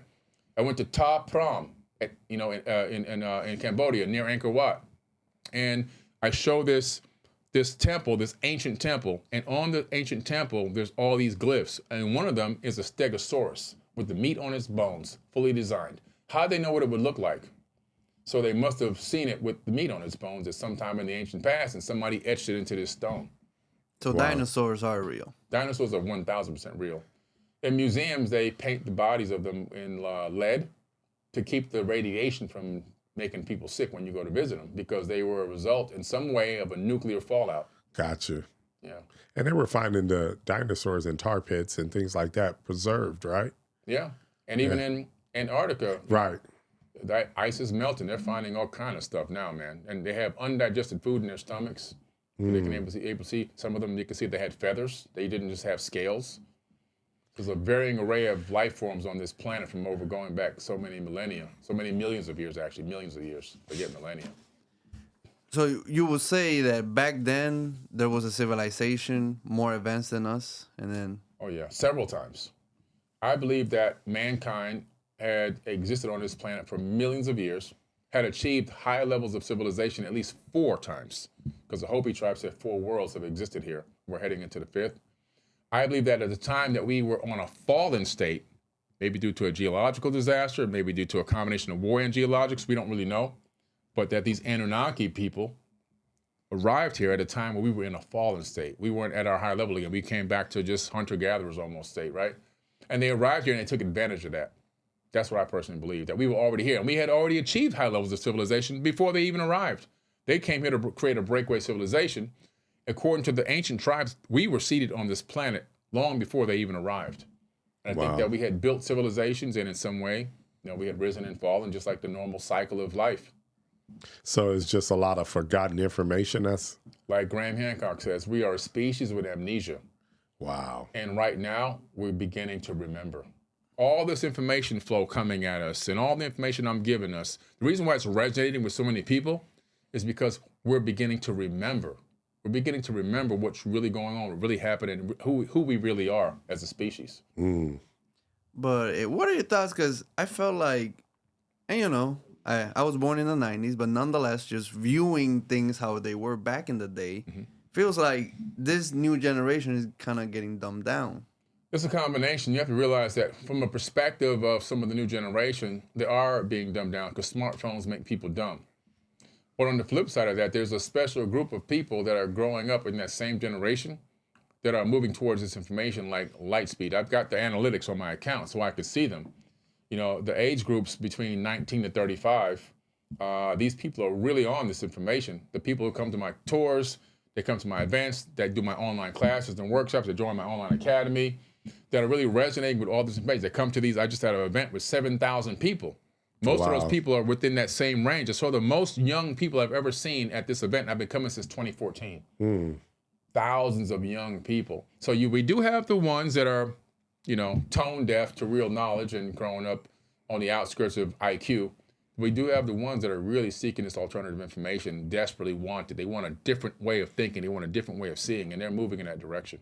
So talking about your tours, let's say when you take a tour to Egypt, and not to give it away because, people want to experience that, but what are the main things that I guess a regular tour guide will give them that it's false information? Yeah. Where in the flip side, they go with you, they will get the, the right information. The forbidden knowledge. There you go. Oh yeah, I tell them. So what happens with Egypt is if you're a regular tour, a regular tour is going to be significantly cheaper. So you're probably going to save about $4,000. I'll tell you that right off the top. You're going to get to go to these sites with 1,000 other tourists at the same time, maybe even more sometime. You're going to stand in long lines like you're at Disney World trying to see these sites. You're going to spend a few minutes, and hopefully you can even hear what the guy is saying because so many people are clamoring around you from all the other tours, and all the other tour guides are screaming at their people. You can barely hear what they're saying, and they're going to give you this script that they've been taught at the school, and it's all this mythological talk, right? It's going to be a whole bunch of jargon, a whole bunch of garbage, pretty much trash, fabricated information, nothing with real knowledge. You go on tour with me, when we show up at a site, the tourists have to get out. Military clears them. Gone. Bye-bye. We'll see y'all later. The forbidden family is here. Now this site is ours. We're commandeering the site right now. We're going to be here for 4 or 5 hours. And we're going to take our time and go through this site VIP style. And we're going to give you we're going to show you the cloning hieroglyphs. We're going to break it down for you with real guys that can really read hieroglyphs. We're going to show you hidden chambers, secret shafts. We're going to go hiking underneath the pyramids, underneath hidden crypts, underneath the earth in different locations. We're going to take you to the Pharaoh's Well, where they went to get psychedelic experiences from light to dark and all that. We're going to take you to see things no one else will ever see. I'm going to get the keys handed to me by groundskeepers and unlock doors that have been sealed and closed sometimes for 50 years. And we're going to go inside and see what the hell's in there. And I'm bringing Geiger counters and technology to measure radiation fields and everything else. And you're going to get to see things in a way and describe to you in a way that you cannot get on a normal tour. We'll go underneath the bedrock into labyrinths that go for miles underneath the ground that nobody can get into. And we'll go beneath the bedrock 65 meters underneath the Great Pyramid itself into chambers that are hidden beneath it. All this stuff can't be done with any other tour. And then we're also going to commandeer an entire sacred site. Last year we had the Hatshepsut Temple. Beautiful night, red carpet, imported chefs, imported food, entertainment, stages, the whole works, right? So we'll have a night. Every year we pick a different site. This year coming up, we're going to do the Sphinx and the pyramids. We're going to take over the whole site, and just us. We'll have a red carpet dinner, entertainment, dance, the whole works, probably a white party. And then we also stay in the Four Seasons. We ain't staying in no dump. You're going to stay 5-star, Four Seasons St. Regis. And we travel with 4 now. We only need 4. 4 Mercedes-Benz brand new buses with bathrooms on board. That sounds like not a big deal, but a lot of them buses, there's no bathroom, which means you got to stop at the ratty, nastiest places to use the bathroom. You can just use the bathroom on the bus. And we commandeer an entire plane to fly from Luxor to Cairo and from Cairo back to Luxor. This is amazing. And we take the whole ship. We have our own cruise ship. So there's no sharing ships with people and all this. When we sail down the Nile, we're on our own ship. Forbidden parties, lectures every single day on the cruise. Every single day I'm giving a 2-hour lecture, so you're learning. We're going to give you a diploma at the end of this if you pass the information. You're going to really accomplish and learn something and be entertained at the same time. It's next level. When does that happen? And do you only do it once a year? I do. This year is twice. It's June. It's the middle of June towards the beginning of July for this year. Okay. And the second one will be in the beginning of October. And where would they find that information? They can go to the number 4, forbiddenknowledge.com with the number 4, BIDDEN, knowledge.com, and they can go to tours, and they can book the tour. They got to book them quick because they sell out fast. Wow. And you've already started, that's available right now? Right now, yeah, right now. They can go in there right now. And we usually didn't do one in the summer, but so many educators were like, we can only go in the summer because we have to teach. Right. So we broke the code and made one in the summer, and sure enough, they're booking like crazy. That is awesome. How do you get the access to all these clearances? Couple things. I have a really good homegrown archaeologist that has weaved his way into the system there. And we also pay off a lot of people, I'll be quite frank with you. And I've gotten in really good doing that with a lot of government officials. And they also really resonate with the information I'm putting out because it's things that they can't say or speak on. Some of them actually show up at my tours to talk to the group. That's how excited they are about what we're doing. Wow. And people run up to me. I have archaeologists chasing me down in Egypt, Egyptian archaeologists, to get my autograph and take a photo with me. So we really infiltrated the system in a way that they really feel like we're giving out the knowledge. I did a podcast with an archaeologist that's featured on BBC News all the time. Shahenda Adele's her name. And she said, I'm so glad that you're able to talk and do this because we can't say anything like this. We'd lose everything. But you're talking the truth. Yeah, and that's a homegrown archaeologist from college, university, featured on the mainstream news and everything else. Yeah. So during these tours, have you noticed exactly what is the pyramid? Oh, yeah. What was the purpose of the pyramid? Yeah. It's a multifunctional stone computer and a star map.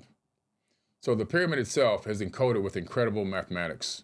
If you do the measurements, which I did, which are in my book, Compendium of the Emerald Tablets, which came out 7 years ago, way before AI, I'm making that point, way before AI. I had to do this math the old-fashioned way, okay?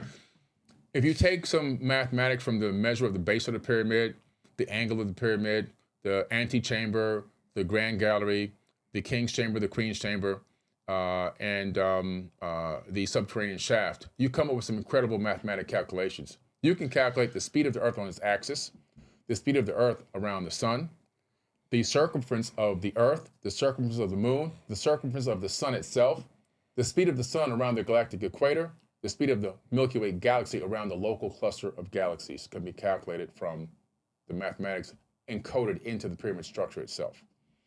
Then you look at the Giza looking down from the sky, and the three pyramids and the surrounding structures that are there now kind of worn down, like the temples that are there. And you get an amazing map. And I've done a presentation on this map several times. When you make concentric circles around these structures, and then you take a NASA inner solar system planetary map directly from nasa.gov and scale it down to the same size, you put them together, and it matches down to the astronomical unit. You get sun in the middle, Mercury, Venus, Earth, and Mars, perfect alignment. And it gives you the AU, the astronomical unit, to get there. Wow. Yeah. So now every single stone that makes the Great Pyramid is individually cut like a fingerprint. So no one took Legos and cut them out of a quarry and drug them across tree stumps to get them there and make a mud ramp and roll them up into place. Each location for each individual stone is only made specifically for the exact spot it's sitting in. And no two stones are alike out of 2 million stones. 2 million individually cut pieces of a puzzle. Now, I know sometimes we run into people who don't believe the people who actually made the pyramids. Yeah. Can you describe what that person looks like? Well, they look like us. There you go. They look just like us. So now when I say, people say, well, you try to say aliens built the pyramids. It's more it's more complicated than that. If you have a construction site, you have a master architect, and then you have the engineer, and then you have the foreman. Underneath the foreman, you got the employees, you got the workers who are going to actually do the work. They're worker bees who are going to read the plans and put everything together, right? Right. Same way it happened here. No difference. So Thoth claims to have built the Great Pyramid in his emerald tablets. He claims to be the one did he physically touch these stones and do the hard labor? Heck no, he didn't do that. What he did was he created the blueprint. The blueprint went to an engineer, and the engineer then got with the foreman, who was the boss over the people. They were taught how to make this structure utilizing this knowledge. Slaves building pyramids didn't exist. What's one thing you don't do to a slave? You don't give them knowledge. You catch a slave reading, you beat him, right? You imagine catching a slave learning calculus. Are you kidding me? Slaves is going to learn advanced geometry to build a structure called the pyramid. Doesn't exist. No slave touched any pyramid. How do we know this? Well, we found the records at the temple just outside the pyramid complex. Payroll, medical plans. Wow. You have a shattered elbow. This guy had a shattered. We had to put a brace on. He won't be back till next season. This one over here got a broken leg. This is how much they get paid every, once a month. They're getting paid. They had the payroll. Everything is in the museum. It's not a mystery. No slaves. You don't pay slaves. So people built the pyramid, and at the time that it was built, black people were ruling Egypt. So most likely, black men were the ones doing the actual construction process. The actual overseers and the blueprint creator, we don't know exactly who they were, but they weren't from Earth. They were called the netters in ancient Egyptian lore. They said that they came at the time of Zep-Tepi and helped turn mud into a kingdom. These were the advanced beings that looked just like us, but in some way weren't like us. Like Thoth says, I was a man, but unlike a man. Since you said each block out of 2 million blocks were so different, who was cutting out these blocks and relocating these blocks? Yeah, that's the question that nobody has the answer to. Got you. They didn't float there. They didn't roll there. You would need more mud than the amount of mass to create the pyramid to make the mud ramp. Got you. So you can't do that either. So they had to manifest each stone in its place in some way, shape, or form. Nobody can figure it out. Got you. But it's not a Lego block set. So people who say, I made these at home, I made my own pyramid. Okay, congratulations. Now make it this way. Yeah, not that easy anymore. Got you. Have you ever seen signs of, because I don't know when exactly they say photography was invented, but I would assume back in the day, if they had this technology, some keys of photos. That would have been great, but I think photography didn't actually come out. If I'm wrong, forgive me, but it could have been the late 1700s the first time. Yeah. Yeah. But at that time, whatever they utilized they had something called crystal tablets. They talk about that in the tablets. And on these crystal tablets, Enlil was showing to Ninmah, his sister, a design, a layout for a city. He said the layout of this city will be the design that will last for all time on Earth. And there was a city grid system and a city center, and that's exactly what we see today. Still here. Got you. So the firmament. Firmament. Yeah. Yeah, that's a big misunderstood information that unfortunately flat Earth people have ran away with a lot of AI, not AI, but at the time it was, now it's AI, but at the time it was all photoshopped images. So the firmament is talked about in the Enuma Elish and the 7 tablets of creation. It's an ancient text. It goes back 7,000 years, but it's even older than that because it's a copy of more ancient copies. And they talk about a planet in there and the formation of our solar system. And the planet is called Tiamat. Tiamat was a planet 4 to 6 times larger than Earth. A water-bearing planet with land and life. Another object which came in through the solar system, and science has now confirmed this, NASA confirmed it, Uranus and Saturn switched places gravitationally because something came through and pulled them, and then Uranus turned on its side. So its equator goes like this instead of like this. Wow. It tilted it over, gravitationally pulled it over. So it happened in real life, and the Enuma Elish says the same thing. And when this happened, this object had satellites, meaning it had moons or planets orbiting it, and one of them crashed into Tiamat, and Tiamat exploded. When it exploded, a huge chunk swung away with water, land, and organic material. It recoalesced as the Earth. So first we had first we had Mercury, Venus, and Tiamat. No Earth. When this happened, Earth swung into place, became the 3rd planet. The remnants of Tiamat became the asteroid belt and the inner Oort cloud. So around the exterior of our solar system, there's this cloud of stones, right? Debris. There's an outer Oort cloud and an inner Oort cloud. The inner Oort cloud is where a lot of the debris got captured from the exploding Tiamat. It's just floating out there, way out in deep space, way far beyond the orbit of Pluto. The rest of it became the asteroid belt. Whatever stayed local became the asteroid belt. Because if we take all the asteroid belt and put it back together, you can't get a planet that big. But if you take the inner Oort cloud material and put it together, you have the planet. It's there. It can be calculated. And so that's where it came from. So in the text, it says that the firmament was separated and the waters were divided from the waters. The same text that made it into the biblical text, right? It parallels it. I was told to say parallels it by people who have a theological education. Don't use the word copy. Use parallel. That's the way we have to say it. So it's parallel. It's paralleled. And so they paralleled this story into this text But it's talking about this division and destruction of a planet, and one planet pulling away, the waters separated from the waters, and creating this firmament, which is our atmosphere, as this planet recoalesced and became the Earth. So I guess another theory within the Matrix theory, it's not like we're not living in the Matrix. Oh yeah, absolutely, we're living in the Matrix. Absolutely, we're living in a fractal holographic matrix made of light. Everything that you think is real, including water and these planets exploding and this microphone and everything, nothing's here. Nothing's here? Nothing's here. Nothing exists here. Consciousness is here, and potential is here. That's it. So look at it like this. What are atoms? 99.999% empty space. That's almost nothing. Okay. So there's 8.4 billion people on Earth now. If I took all 8.4 billion people and took away the empty space in our atoms, I can fit everyone into one sugar cube. Wow. We're not even here. So what does that mean? What's really here? Everything you see, this microphone, this table, the planets, the cameras, light waves slow down to a particular vibration, gives you the illusion of solidity. This is an illusion. And even touching it is an illusion. This is 10 to the minus 8 is the separation between the electrons orbiting my fingertips and the electrons orbiting the atoms in this microphone, 10 to the minus 8.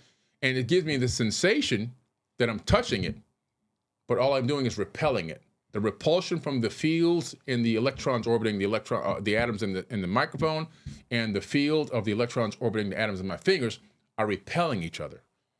So you never really touch anything. You live your whole life never touching anything, believe it or not. Wow. You don't even touch anything. What is here? Consciousness. The double slit experiment proved the observer effect. They had a microscopic box with a slit in the middle. They shot individual electrons towards that slit. When they went through the slit, they were supposed to make a pattern on the back wall. Boom, boom, boom, boom, boom. When they looked at it, it was a wave pattern on the back wall. They said, wait a minute, a wave pattern? Let me do it again. Dot, dot, dot, dot, dot. Individual electrons. Looked at it again, a wave pattern. I said, wait a minute, let's put a camera in here and see what the hell's going on. They put a looking device inside to detect what was happening. When they put the device to see, the electrons said, oh, they're watching us. Stay solid.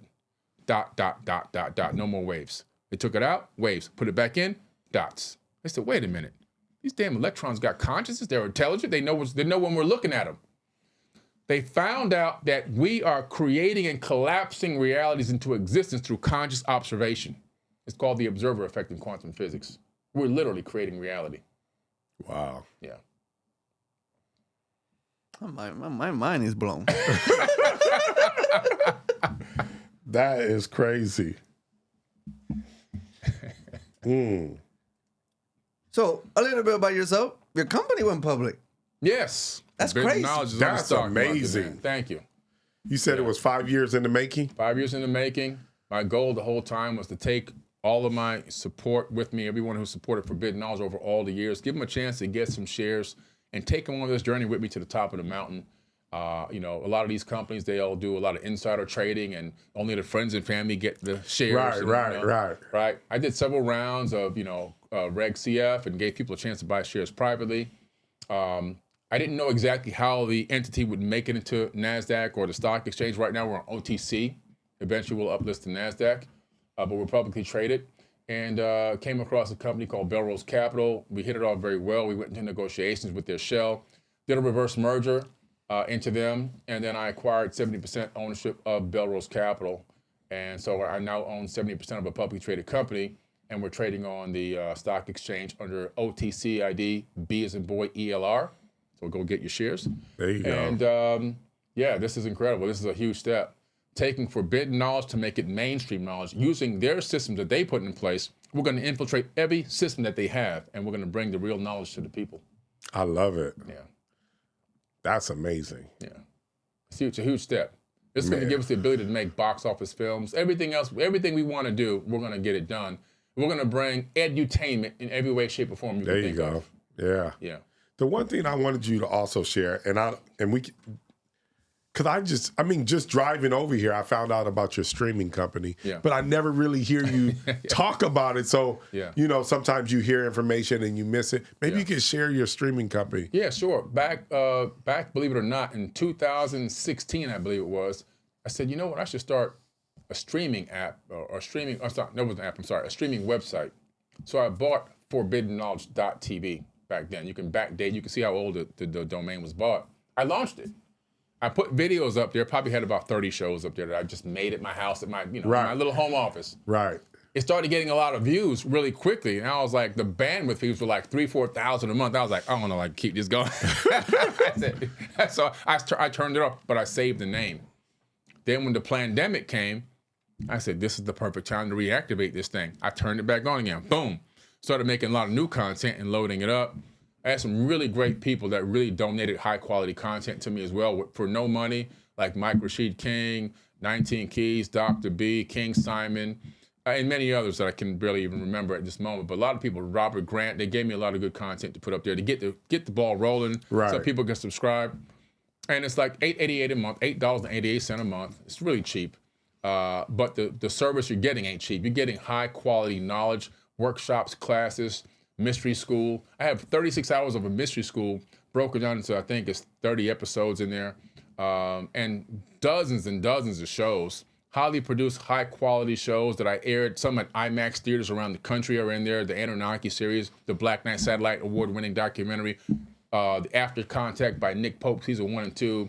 The Secrets of Antarctica. I sent Brad Olson all the way to Antarctica, and he went there and he came back with the Secrets of Antarctica. That show is on there. All these shows are on there. It's a great app. It's like a conscious Netflix. Apple TV, Roku, Amazon Fire TV, Google Play, Samsung TV, LG TV, all the app stores. People love it, man, and it's doing very well. So we have that. We have our book publishing company. I'm a 6-time best-selling author. I've published now 12 books. 8 of those are bestsellers. 6 of those are mine, are bestsellers. And we have our record label, all the conscious music in there. I was on Billboard for 8 weeks in 4 categories with Donnie Arcade and Cruz back in 2018. We had a hit album called Return of Enki. I was about ancient Sumerian gods. Trap music that you didn't even know we were teaching you about the Anunnaki. People were like, what the hell am I talking? Let me Google this. What the hell am I talking about? We tricked the kids. So that was pretty cool. So we do a lot of meditation music too, though, and I've done all tips and types. I've done operas and all that on there. Meditation operas, hip operas, and all kind of incredible music, I believe it's on there. So, and then financial literacy, which I'm big on. Got to teach the financial knowledge. So I have financial literacy videos and classes and courses, and you name it. It's all in there. And then I launched my Forbidden Knowledge Academy.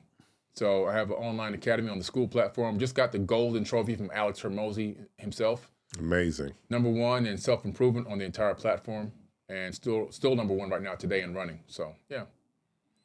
So for somebody that wants to delve deep into, the forbidden knowledge, I guess, let's call it universe for sake, what book do you think, start with this one, and why?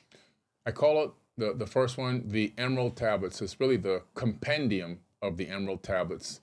And why? I call it the Beginner's Guide on the front cover. Compendium of the Emerald Tablets, the Beginner's Guide. And why? Because that book takes you back into an ancient time, and it breaks down where the science, the wisdom, the understanding, the physics all started, where it all came from, and how civilization got its root and then grew from there after the Great Flood. And I think that book is a great foundational start for most people. The more you read it, the more enlightenment you get out of it. It's not a one-time read. You read it over and over again. You start to see more things in it.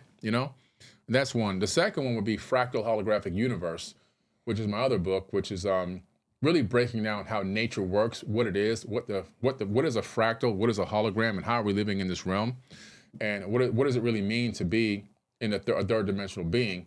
But I break down the hardcore science with Professor James Gates Jr. and many others in there. Hardcore, real theoretical research, quantum physics.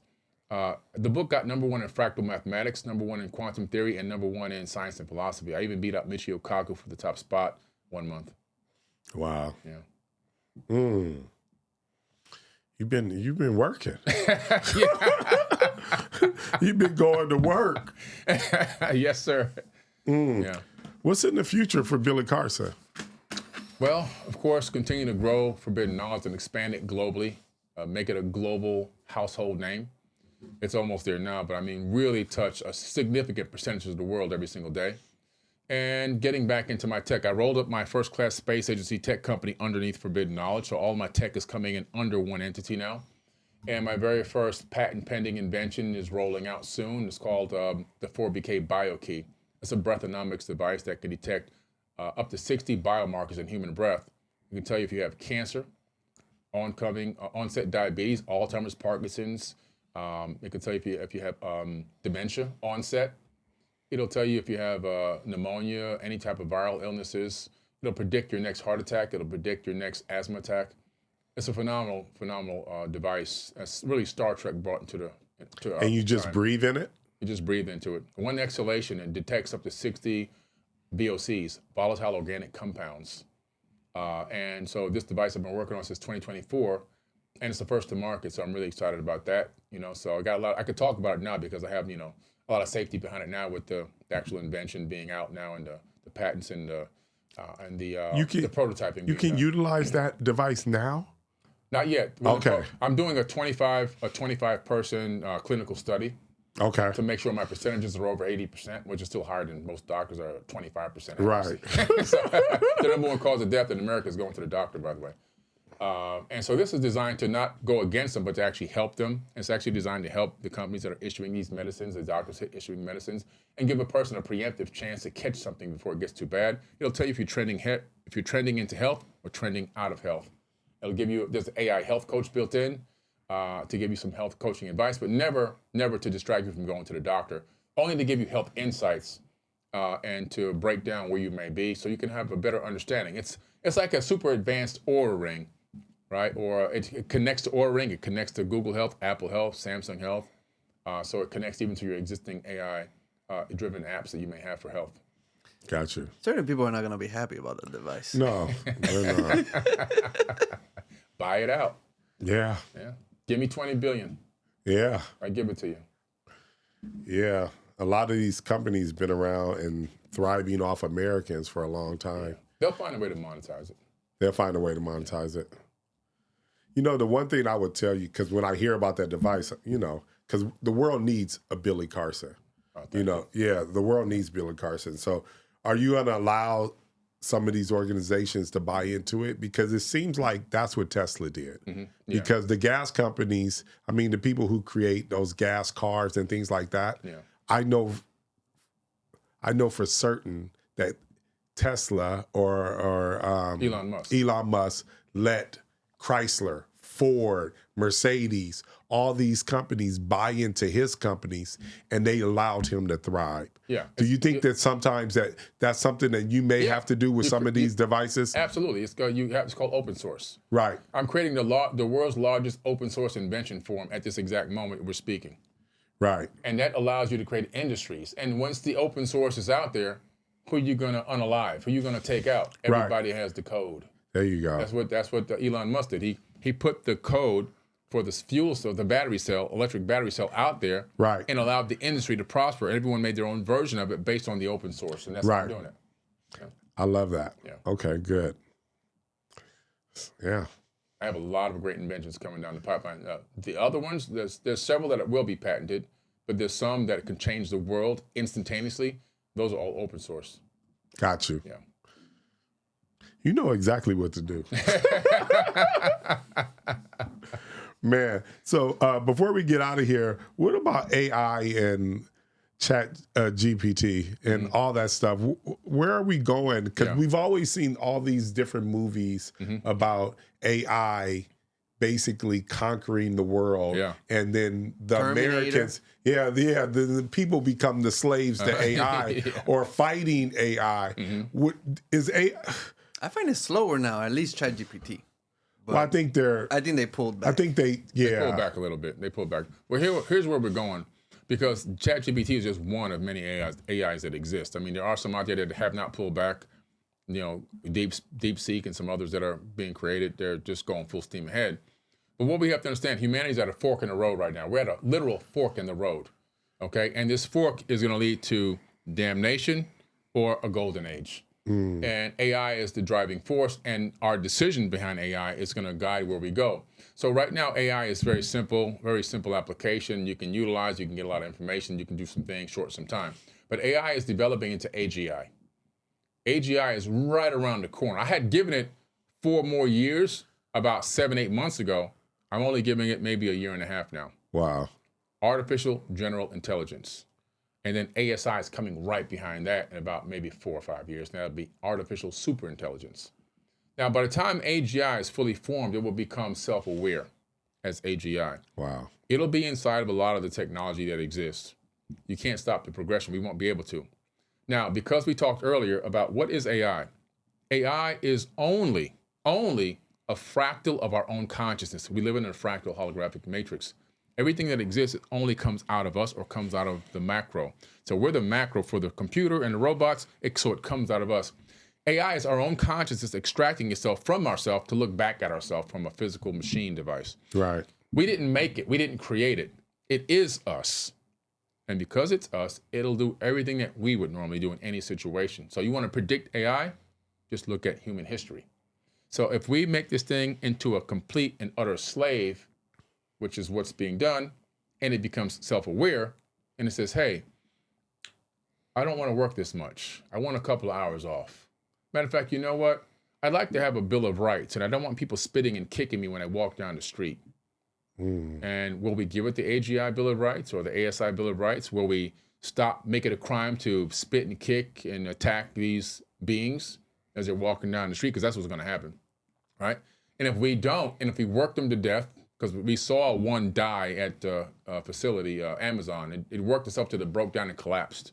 Oh, wow. Yeah, and we saw one working, and then all of a sudden it went wild and started attacking.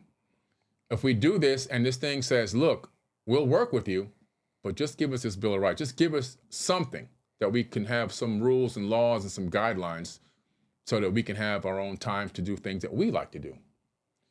If we don't do that, we become the slavers. If we become the slavers, just look at history. Almost every race on the planet has been enslaved. Blacks, just the most recent ones.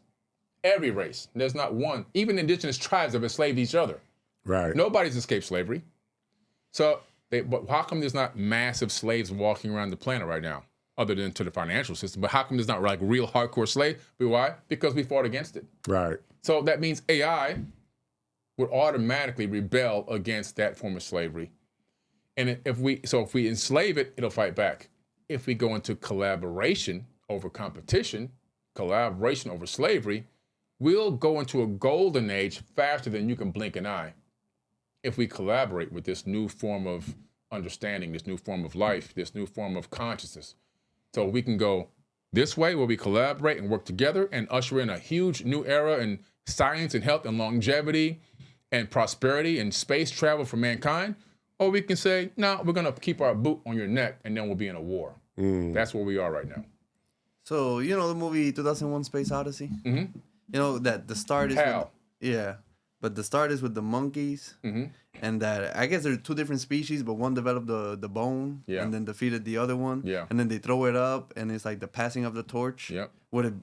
Is there a scenario where there's a passing of the torch that we are the ones that get defeated by the bone? It's possible. It's all based on the outcome. Now, there's no carved destiny.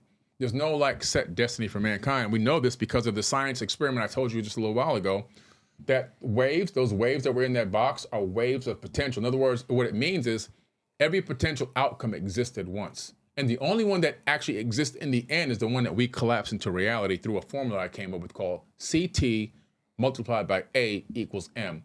Conscious thought multiplied by action equals manifestation. So if we understand that we have our thoughts on how to deal with a situation and we take action behind that situation, multiply that action by doubling down on it, the manifestation will occur. We can create the outcome that we desire. We can create the positive outcome. We can also create the negative outcome. It goes back to the ancient Hermetic principles, the principle of cause and effect. Every decision that you act on is going to have a consequence, whether it's a good consequence or a bad consequence. There's always going to be a consequence. The reality of the future is up to us collectively as a whole. Collectively, we're co-creating reality.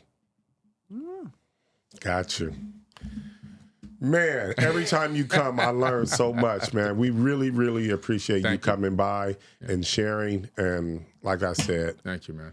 Keep killing them out there. Everybody's learning from you. Everybody's, I feel like you're one of the leaders in the world, actually, as far as information and just a great source. Thank you, man.